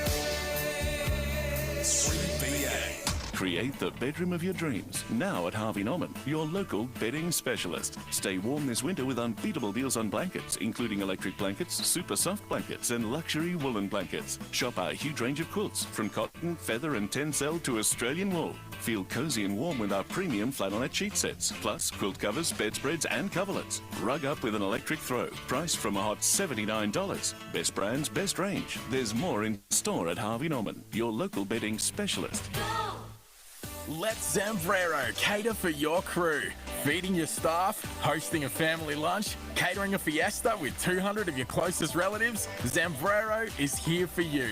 Zambrero offers catering to suit any size event. Pick up in restaurant or ask about delivery. With vegetarian, vegan and gluten-free options, everyone can get their feel-good Mex fix. Find out more at zambrero.com.au/catering. Zambrero, it's feel-good Mex. Your caravan is more than just a caravan. It's holidays, weekends away and memories to be made. That's why locals trust Ballarat Caravan and Trailer Repairs to keep their caravan or trailer in top condition. Taking care of servicing and repairs, insurance work, diesel heaters, 12-volt solar systems, bike racks, awnings and spare parts. And when you arrive, just pull up out the front and they'll back it in for you. Find Ballarat Caravan and Trailer Repairs at 15 Olliers Road, Mount Rowan, or on Facebook. Constantly asking for people to repeat themselves? Trouble with that awful background noise? Nodding and smiling when you have no idea what's going on? Don't let What did you say? become your catchphrase this year. Call Country Hearing Care on 5333 2999 or visit chcare.com.au for all your family's hearing needs, including the latest in hearing technology. Locations in Ballarat Central and Sebastopol. Country Hearing Care. More people hearing better. I failed as a footballer. The England academies rejected me. But luckily, you don't need to have made it to have an opinion. I'm Alan Tekers, and this is the Failed Footballer Podcast. Twice a week, I'm breaking down the biggest stories, the best goals, and the biggest controversies as we follow Australia through the World Cup. With expert guests, strong takes, and insights you won't be getting anywhere else. Listen on the free iHeart app. Watch and subscribe on YouTube. Search The Failed Footballer. Proudly local and here for Ballarat. That's Ross Street Building Supplies. Locally owned and operated for 34 years, they're your neighbours, not a franchise. From framing, flooring and doors to pergolas, decks, fencing, gates and garden gear. They've got what you need, backed by friendly service and know-how you can trust. They'll cut it, load it and deliver it fast. Support local, build local with Ross Street Building Supplies. 3 Ross Street Ballarat or visit discounttimber.com.au. Ballarat's 3BA, covering the McDonald's Ballarat Football Netball League. Live. Hart's got the handball away. Penny stripped over into the tackle. Shea picked it up. Right for kick around the body. Way down to Clark. Handball off the wicket. Well, he's a score because he should be a goal. And it is. Morris as he goes inside 50 with the kick. It's taken the mark. Handball over the top. Clark should run into the open goal and get the right bounce. He has to go back to McGuigan. He'll snap. He'll fall on the top of the square. And a little man Hart's a mark on his chest. Too easy. 15 out. Top of the goal square. Pops it through the big sticks. North Ballarat get there 8th of the afternoon. Welcome back to 3BA Footy's Home Ground. Thanks to D2E Gym. From Dallicombe to Wendouree, you're never too far from D2E, where the Metro scoreboard reads it as I'm calling a deceptive 27-point margin the way of North Ballarat. They're in firm control in the spectrum of this match with a 4-5 goal breeze to finish the afternoon here. Brad McGowan, I'm interested in your thoughts as we approach the final turn. Well, gee, the North Ballarat backline was so good that quarter. If it wasn't Josh Morris, the centre-half back, it was Sam Glover, also another key defender. They just intercepted the ball over and over again and were really a thorn in Bacchus Marsh's side. Made it so hard for them to have any impact going forward. Bacchus Marsh just wasted the ball, really. And in the end, North Ballarat were able to move the ball better through the middle once they were able to intercept, move the ball through the middle and get it forward, kicking 3 goals themselves. So if you go to this quarter now, Bacchus Marsh, you're right, down by 27. But, gee, I think they're probably down by even more, really. They're going to need to defend and hang on to try and save some of that percentage. As just taking a look at Simon McCartan limping off, he's got quite a heavy bit of ice on that quad, so that tells me genuine corky, I reckon he might be in trouble. We'll get him Done for the day, I would definitely done for the day. Mount Sammy T will go down and confirm that in a moment. But he was listening to the Bacchus Marsh huddle. What did Dennis Armford have to say? Yeah, well, he just said he really wants his boys to keep having a crack. I mean, that's all they can really do right now. He said that North Ballarat showed last quarter that you can kick goals into the wind. He really wants his boys to test in this first 5 minutes, just throw everything at it. He mentioned during the clock, though, if you do take a mark 40 to 50 metres out, just pretend you're having a shot. And I did believe, I heard him say that they are going to float a spare in the back line as well, which might be going to Isaac Nixon. So keep an eye on that, Brad McGowan. Yep, that is exactly happened. They have a spare defender. Nixon is back standing 15 metres out from goal for Bacchus Marsh. Play gets underway to start the last quarter here at Marsh Stadium, and North win the clearance through Shea, straight down the middle, and play in front, and luck's going to go your way, and that's been the story of the day. Lockett marks almost uncontested in the end, on the chest around 40 metres from goal, and we'll go back and kick from around 35 metres out. Brad, just too easy in terms of clearance, and really easy mark too. Yeah, well, it was a perfect kick to the advantage of Lockett. Lockett just held his man out and went back and took the mark. The spare, Nixon was trying to come up and get to the ball, was just too far away from him. So Jai Lockett will kick from 35 metres out, comes in very slowly, goes back. Distance won't be an issue, nor will accuracy. Jai Lockett has his second for the afternoon, and North Ballarat have their 10th. They're 10-5-65, Bacchus Marsh 4-8-32 on the Metro scoreboard. Just like his famous relative Tony Lockett, Jai Lockett's leg power is so strong there. Like, he didn't get any momentum, did he, boys? No. He sort of waddled 1 or 2 steps, leant back, and just bang, it went piercing through the air, through the goals. He's done that both times. Just a powerful kick of the footy.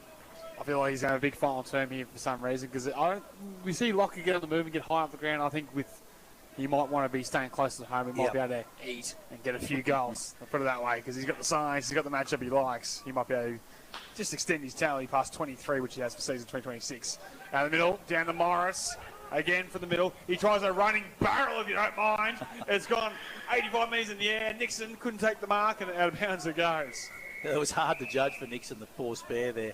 It didn't get onto it, as he said. He should have actually kicked a drop punt because it wasn't very accurate. And we know he can kick him from there, drop punt. He just decided to go as long and as strong as he could, did Morris. He's had a wonderful game this afternoon. He won the real contenders for Sporting Go Player today. Again, shallow throw-in will get recalled as neither ruckman were able to get access to the ball at its highest point. So at the second minute mark of this final term, it's 10-5-65 on the Metro scoreboard, leading 4-8-32.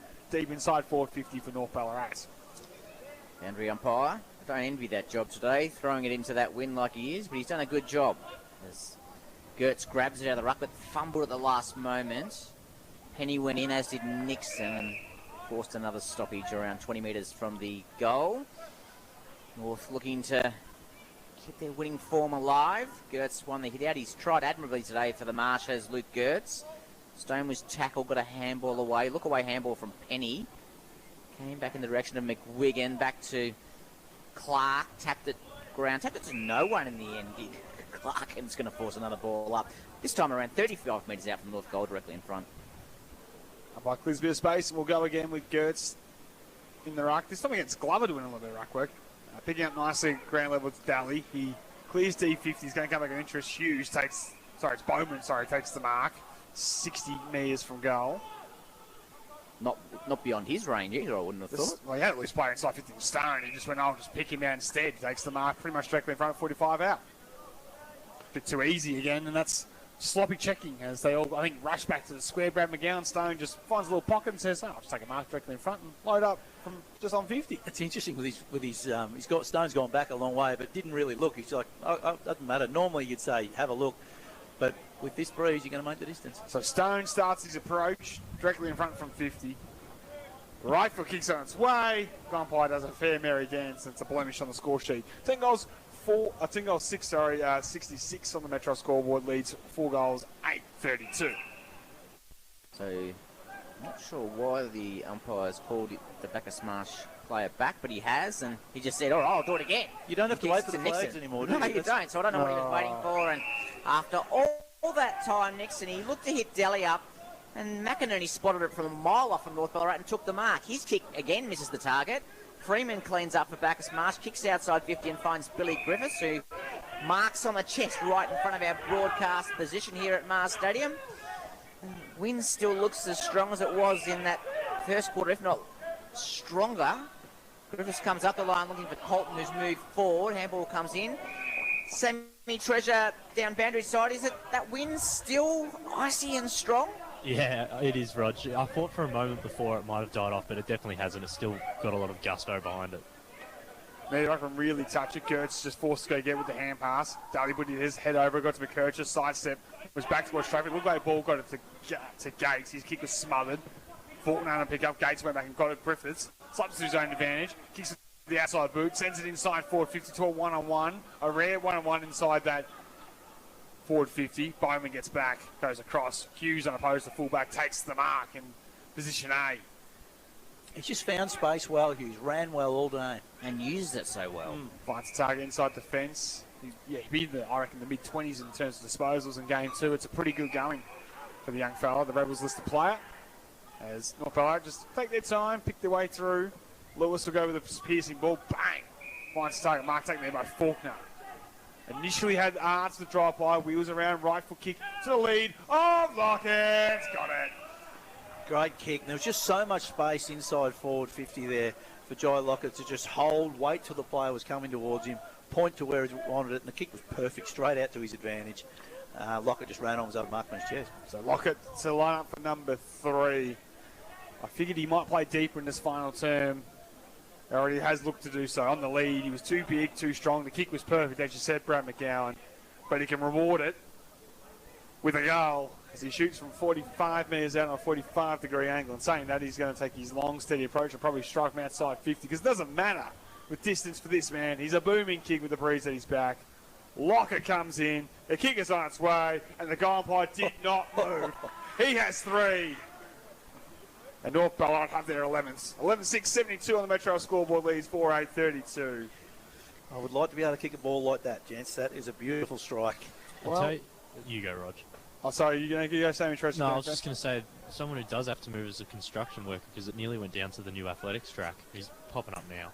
So I spare a thought for Zach Vesti. Zach Vesti, I reckon, by my modest estimation, is probably right on 6 foot. So mate, at 184, 185 centimetres. Lockett is probably about 194, 195, 6'3". He's giving away so much size, not only in height, but in, strength and body weight as well. And he's got him one out in the goal square. And yeah, good luck. He's going to eat you alive. And bingo. And the other thing as well, he's such a good mover, deceptively good on the lead as well. That's, you can see why the guy was on the VFL list, and is such a talent.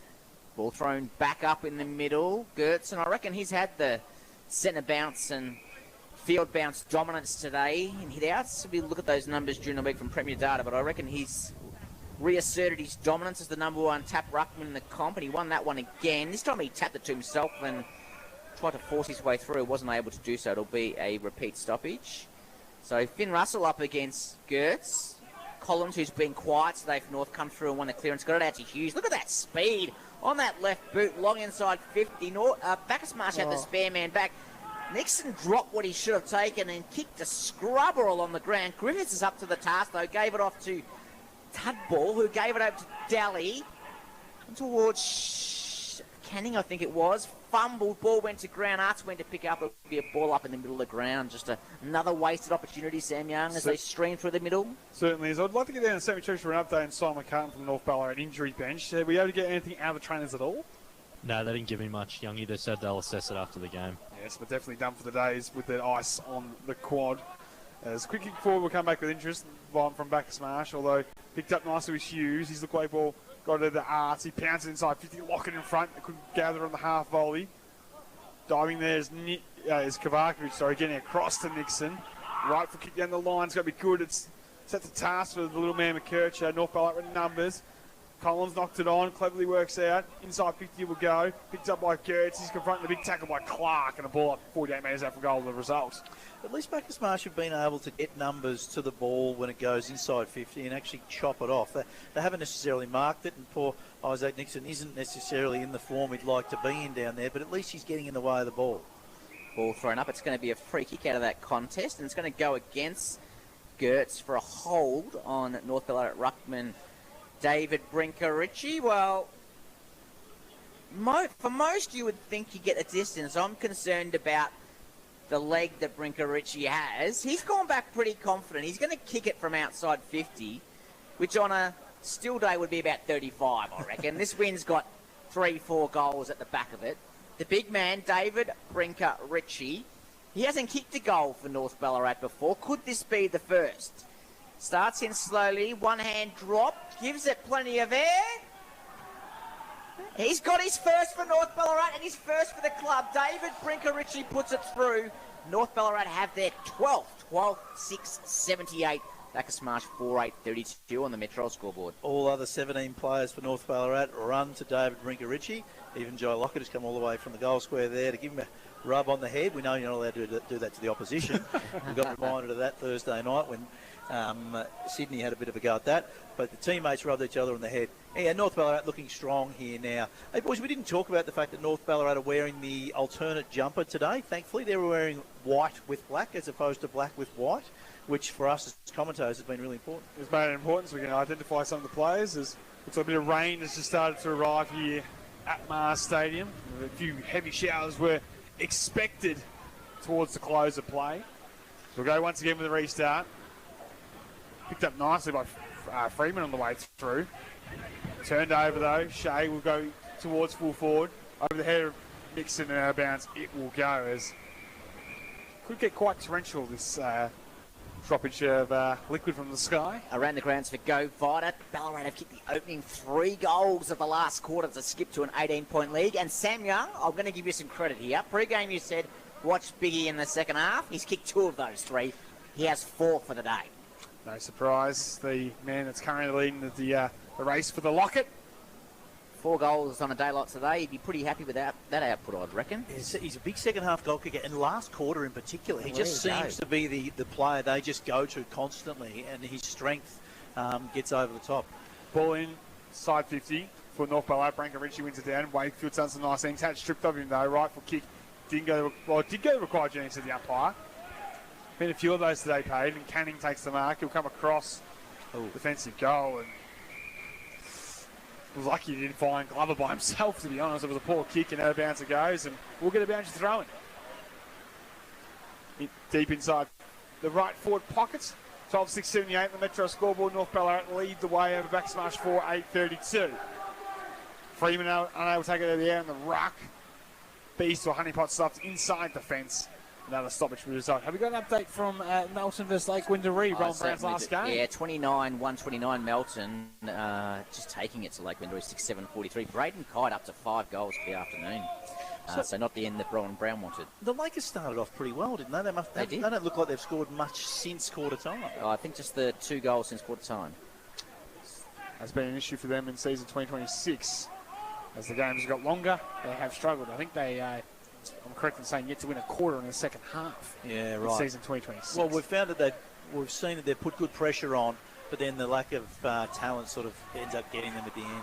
Freeman tries a clearing kick, dropping the Marcus Carey. Wakefield picks up below nicely his bootlaces to Porter. Now he has nothing ahead of him in his attacking half, so he has to wait. Retreat back to Wakefield. Rightful kick down the line. It was in the Coulton direction. It was a poor kick actually in the end. Turned over, marked by North Ballarat, and they go on the rebound. Gave it to Penny.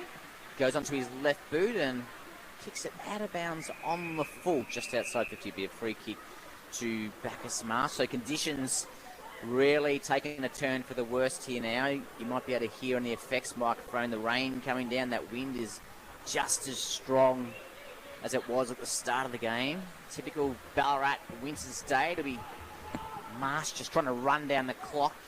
Inboard kick from that throw in, or from that free kick goes to Freeman, who just laconically kicked the ball out in the full, Sam Young, and it'll come back to North Ballarat. Yeah, poor, even in these conditions. North Ballarat will work it towards the half-forward line towards Carey. You wheel around, Will Isaac. High ball. Looking for the biggest fellow in Brinker-Ritchie. He won't quite get there to get access to the mark. Clearing hand pass from Kovacevic was straight up and down, really. Backs Marsh for some numbers. Canning will clear in a hurried fashion. They can make marks taken there by North Ballarat as they shore things up with a short ball. Too tall for the intended target. Wakefield dives in, couldn't gather. Roosters come away with it. Good strength shown by Penny. Hamble was in the shade direction. He couldn't gather. Underground ball by the Marsh. Was cut up by Carey. He goes full forward. Side cross. Mark's taken there by Freeman, who was the spare, dropping off the contest to take the mark on his chest. So Freeman, just a short one. Finds a teammate in Kovakovic. So that is their two key forwards are back on the last line of defence, as we talked about earlier on, just shoring up the back line. He's playing kick to kick with Freeman at the moment, not gaining any territory, just going across. In the end, Freeman kicks it up the line to Fulton, plays on with a handball. Bacchus Marsh just looking to get out, but they're under pressure as Tugbull with the ball in hand goes around one, goes around two, then handballs it along the ground to Kovakovic, put him under enormous pressure. And in the end, they're lucky to escape just the ball up because could very well have been another turnover. We know Bacchus Marsh are missing some top-end talent, Brad McGowan, but where do you see them in season 2026? I'll let you stew on that for a moment when we stick with the action as Freeman took it over the air, couldn't take it forward, but he's held without it, and a free kick's the result. Yeah, look, they certainly have struggled today. They currently sit 7th, and I probably see that's where they are, Youngie, which are just missing the finals. As Freeman's gone out on the full, there'll be another conversation with the umpires because they've got to know each other very well. Having said that, so it looks like Sunbury going to lose too, aren't they, boys? Is Redan on top down there? Yeah, thanks to Go Fighter, they lead the way. They're up by 25 points at three-quarter time. Was that touched? Well, it's played on anyway. Probably snaps near side minus score. 12 goals, 7.79 on the Metro scoreboard, leading 4-8-32. As there's been a little bit of rumblings of some thunder. Although it looks like the Lions might be coming, the Sunbury Lions might be coming back, Roger. Yeah, just within 16 points now, but Redan still holding sway. Should hopefully hold on from there.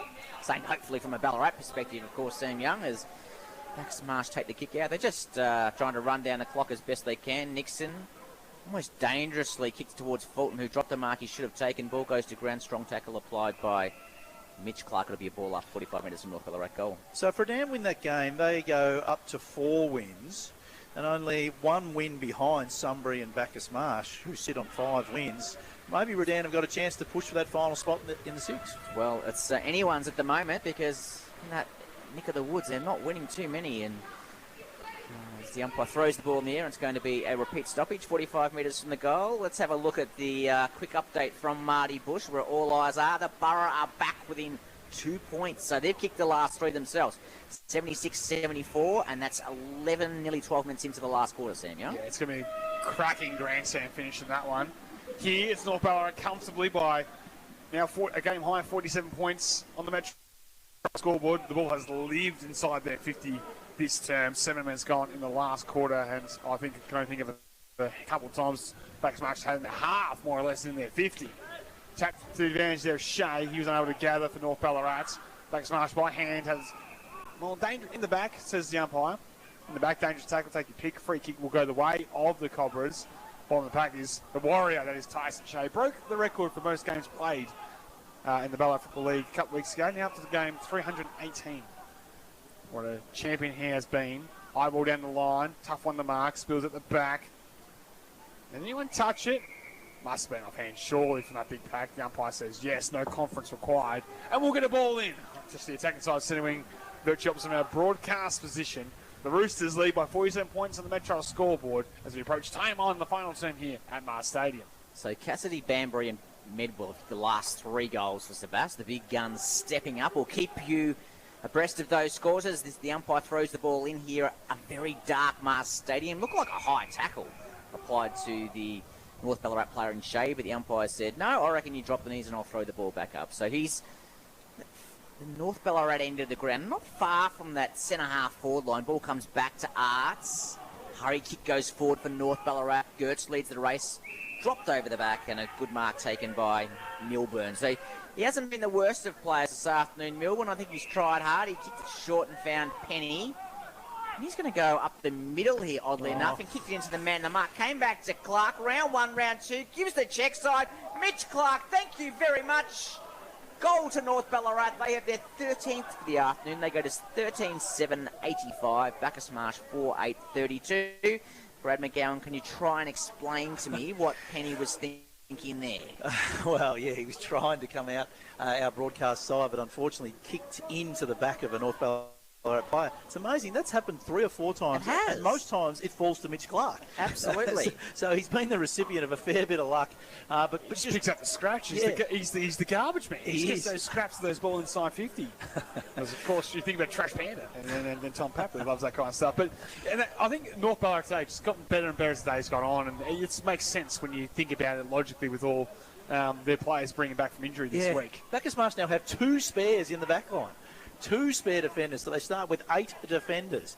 And what have we got? A goal to Savas. To Felix Henderson marked in the goal square, played on quickly, and suddenly the Borough in front. 4 in a row, the Borough will take the lead here. It's North Ballarat comfortably on the Metro scoreboard. We've got another ball from the Restarts. We approach now officially time on in the final term. Branko Ritchie wins it down. Penny steps to Ruby Tackler. Handball off to Carey. From 75, he goes towards full for the poor kick off the instep. Now bound to go. It's a stoppage inside 50 is an opportunity for the big boys to get to work. Interested in your thoughts? Question about those. Brad McGowan, some contenders for the Sporting Globe Player of the Day today. Probably all North Ballarat players, I would imagine. Well, certainly Josh Morris at centre-half back and Sam Glover. Those 2 backs have been fantastic for them. Hughes' game. Hughes, young fella, he's been terrific. Yeah, Hughes has found the ball and been very clever around the place. Dom Penny as well, using that left foot as an inside mid. And look, North Ballarat's midfield have got on top, particularly in this second half. So all of those players would be certainly involved. Ball thrown in the air. Penny tried to pick it up. Ball came back towards Lockett. Penny tried to pick it up again. Tackled strongly. It'll be a ball up. Around 15 metres from the North goal. We've just ticked over the 20-minute mark in this final quarter. It's North Ballarat 85, leading Bacchus Marsh 32. So Bacchus Marsh just the 2 goals since half-time. So disappointing second half from them. They have stayed competitive, though, and yet, to be fair with the injuries they've had leading into today and the quality of the team they've got out there, they have stuck at it. They haven't certainly thrown in the towels. The umpire throws the ball up after another stoppage, and guess what? He's going to do the same again. Yeah, it's the youngsters have been impressive. Wakefield's done some nice things. Daly's done some nice things. So they've definitely found some good young players for the future. It's just now about getting some of that senior calibre of talent back into their 22 to balance that across the board instead of just being super young across their entire 22 like they are. Yeah, another midfielder or 2, and then Jake Owen as the full forward just gives them a bit of potency. They just haven't looked dangerous inside forward 50 today. North Ballarat got the handball inside, running away with it. Which hell without it, says the umpire. Free kick coming up, and a shot on goal coming up for North Ballarat. Is it Henry Shea, I think? He's been very good too, I reckon, Henry Shea. His clearance work's been good. I think it's actually Ethan York, who's got footy now. Ethan York, yes. But plenty of North Ballarat players on this cold afternoon in the long sleeves, which is no surprise. And York will come in. And that was always near side for 13.86 on the Metro scoreboard now to 4.832. Around the grounds for Go Vida. Redan look like they're going to get a scalp. It's 28 minutes gone, and they're up by 14 points. Great win for Mark Gregg and his young Redan side this afternoon, gone down to arguably one of the harder grounds in Ballarat football, netball league to win our way at, and that's Clark Oval at Sunbury. Such a big place, and I'd imagine they'd be copping a fair win down there today, and they've got the chocolates. And so they're trying to get themselves up above Melton and Sunbury, and they've beaten Melton and Sunbury the last two games. So terrific for them as the kick out comes back in. It held up in the breeze and landed straight in the arms of Isaac Carey for North Ballarat. Handballed onto McInerney. He has shot a goal from around 45 metres out and just snuck in from behind. North Ballarat 13 goals, 9.87. Bacchus Marsh 4.832. That's on the Metro scoreboard. Look ahead to next week for Bacchus Marsh. They've got, of course, their crosstown rivals, Darley, so it doesn't get any easier for the Cobras. Although those derby games, funny things do happen. As Freeman comes out fullback, turns it over at centre halfback. Mark's taken by Bromley Lynch right on the 50-metre arc, who should have the distance from here, it has to be said, even with heavy legs in the final moments. He's going to get the handball off instead. Off the Glover. He just pounds it long towards the goal line. Didn't get a great connection, but doesn't matter. It's marked on the line by Lockett. And shot on goal is going to be coming up. I think this is Shea. This is Shea, sorry. It's so dark out there. Like, there's no lights in that pocket. You're looking into... Yeah, well, there is a light tower. It's just not on. Not on. Well, the yellow boots were the thing that we thought. Like, Lockett has the yellow boots, but so does Shea. Shea, right foot kick around the body. Across the face as the goal umpire minus score. In these very dark conditions.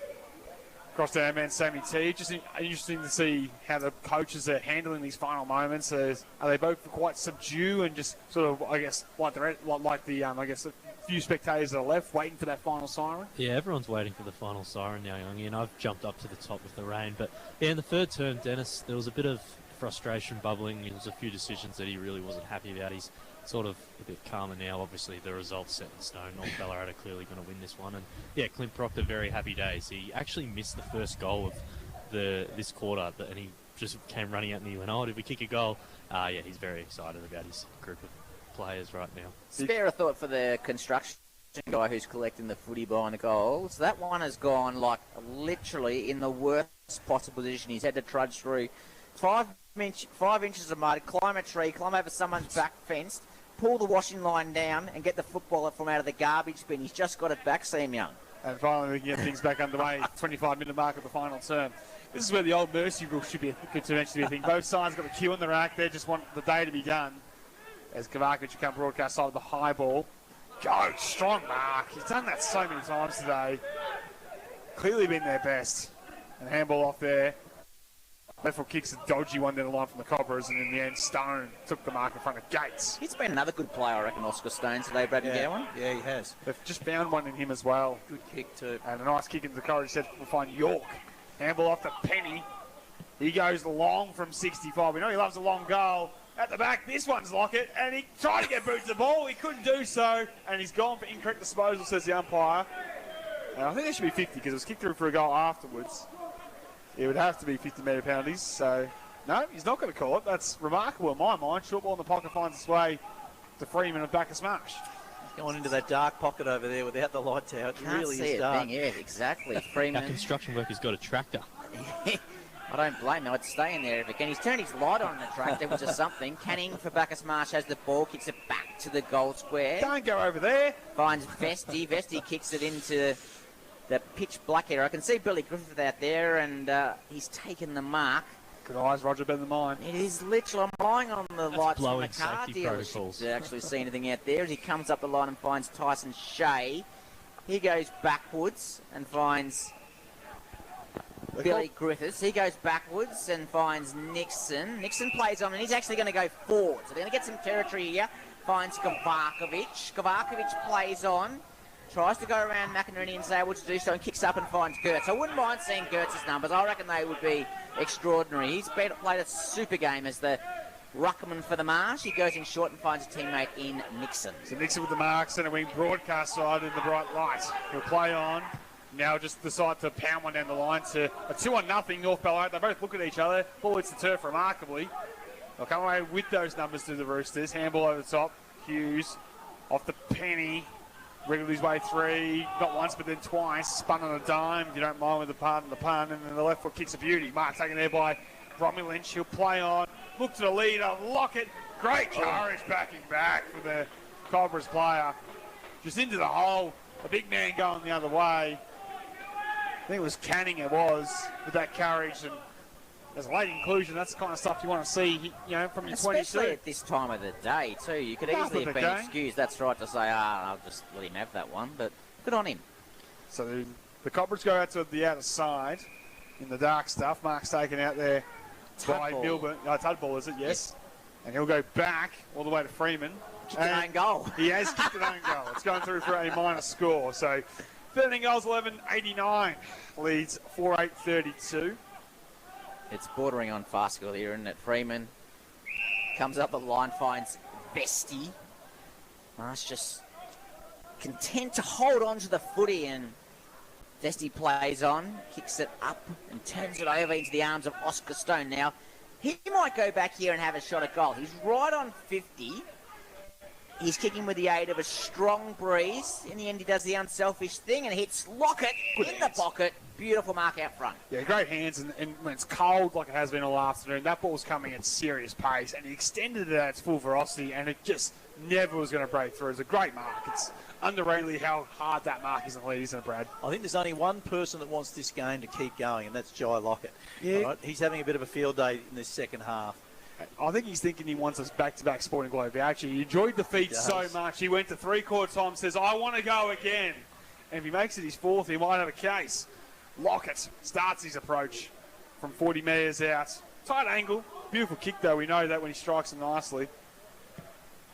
Across the face. Misses all and sundry. You can hear the groans through the effects mic from the faithful left. And no score registered as the Marsh try to go to the line on the outside. They turn over Hughes in the pocket. High ball will go right to the goal line. Bacchus Marsh numbers will take the mark regardless. It's a mark to the Cobras. Roger, you're keeping an eye on the Ballarat-Sebas game? Yeah, Sebastian have goal, ran into an open goal. I couldn't quite see on the vision who kicked it, but that's put them out to an 8-point lead at the 22.5-minute mark. They should be able to hold on from there, you would think, Sebas. Grandstand finish there at the Marbush Reserve. Here it's, as you said, borderline fast score. It's the 57-point margin on the Metro scoreboard. Kicks out into that dark area. It's really hard to see. Mark taken by Tyrrell, I think it is. That's like the Sam Young win because all the players just go missing. They do. He kicks it short to Shea, comes up the wing, middle of the ground now. Ball comes to ground. I think it's Bromley Lynch in there, picks up, goes in short. Plays on, handball over the top to McInerney.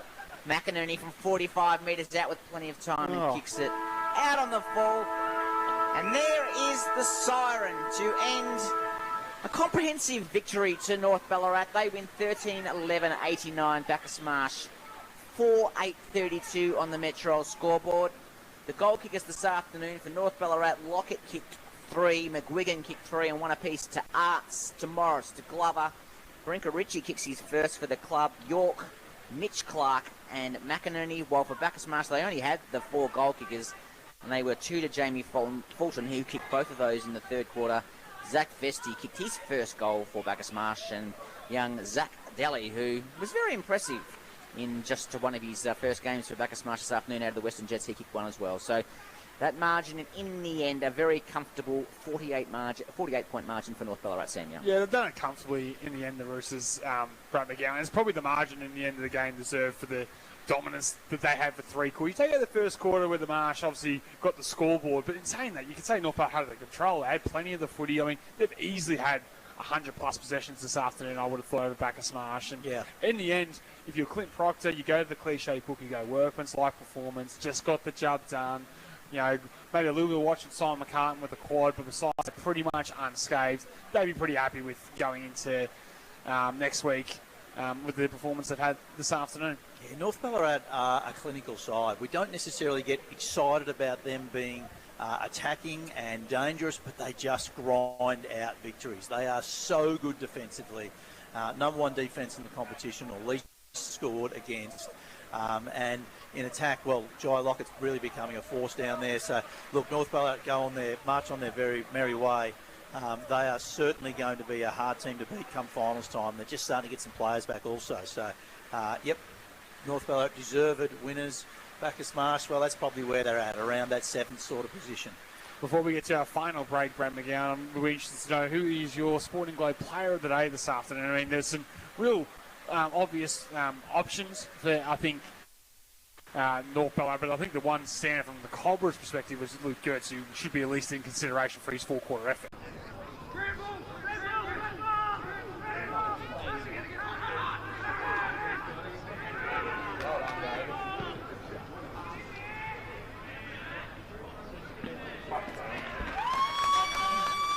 In the rooms, I'll see if I can get a word at half-time as to whether he can continue, but he's gone down the rooms. I would think that highly unlikely as North win the clearance. Stone with ball in hand, kicks long towards the goal square. It's going to be a one-on-one. Curtin, clever punch, went straight back to McCartan, over to Mitch Clark, snapped it over his right shoulder. North had the instant reply. Gets back to take the mark. Took a nice proactive position and took the mark. Short ball, fine Henderson. Handball off to Buckley in the middle of Mars Stadium. He has a vacant goal square. He pounds it home and pounds it all the way home.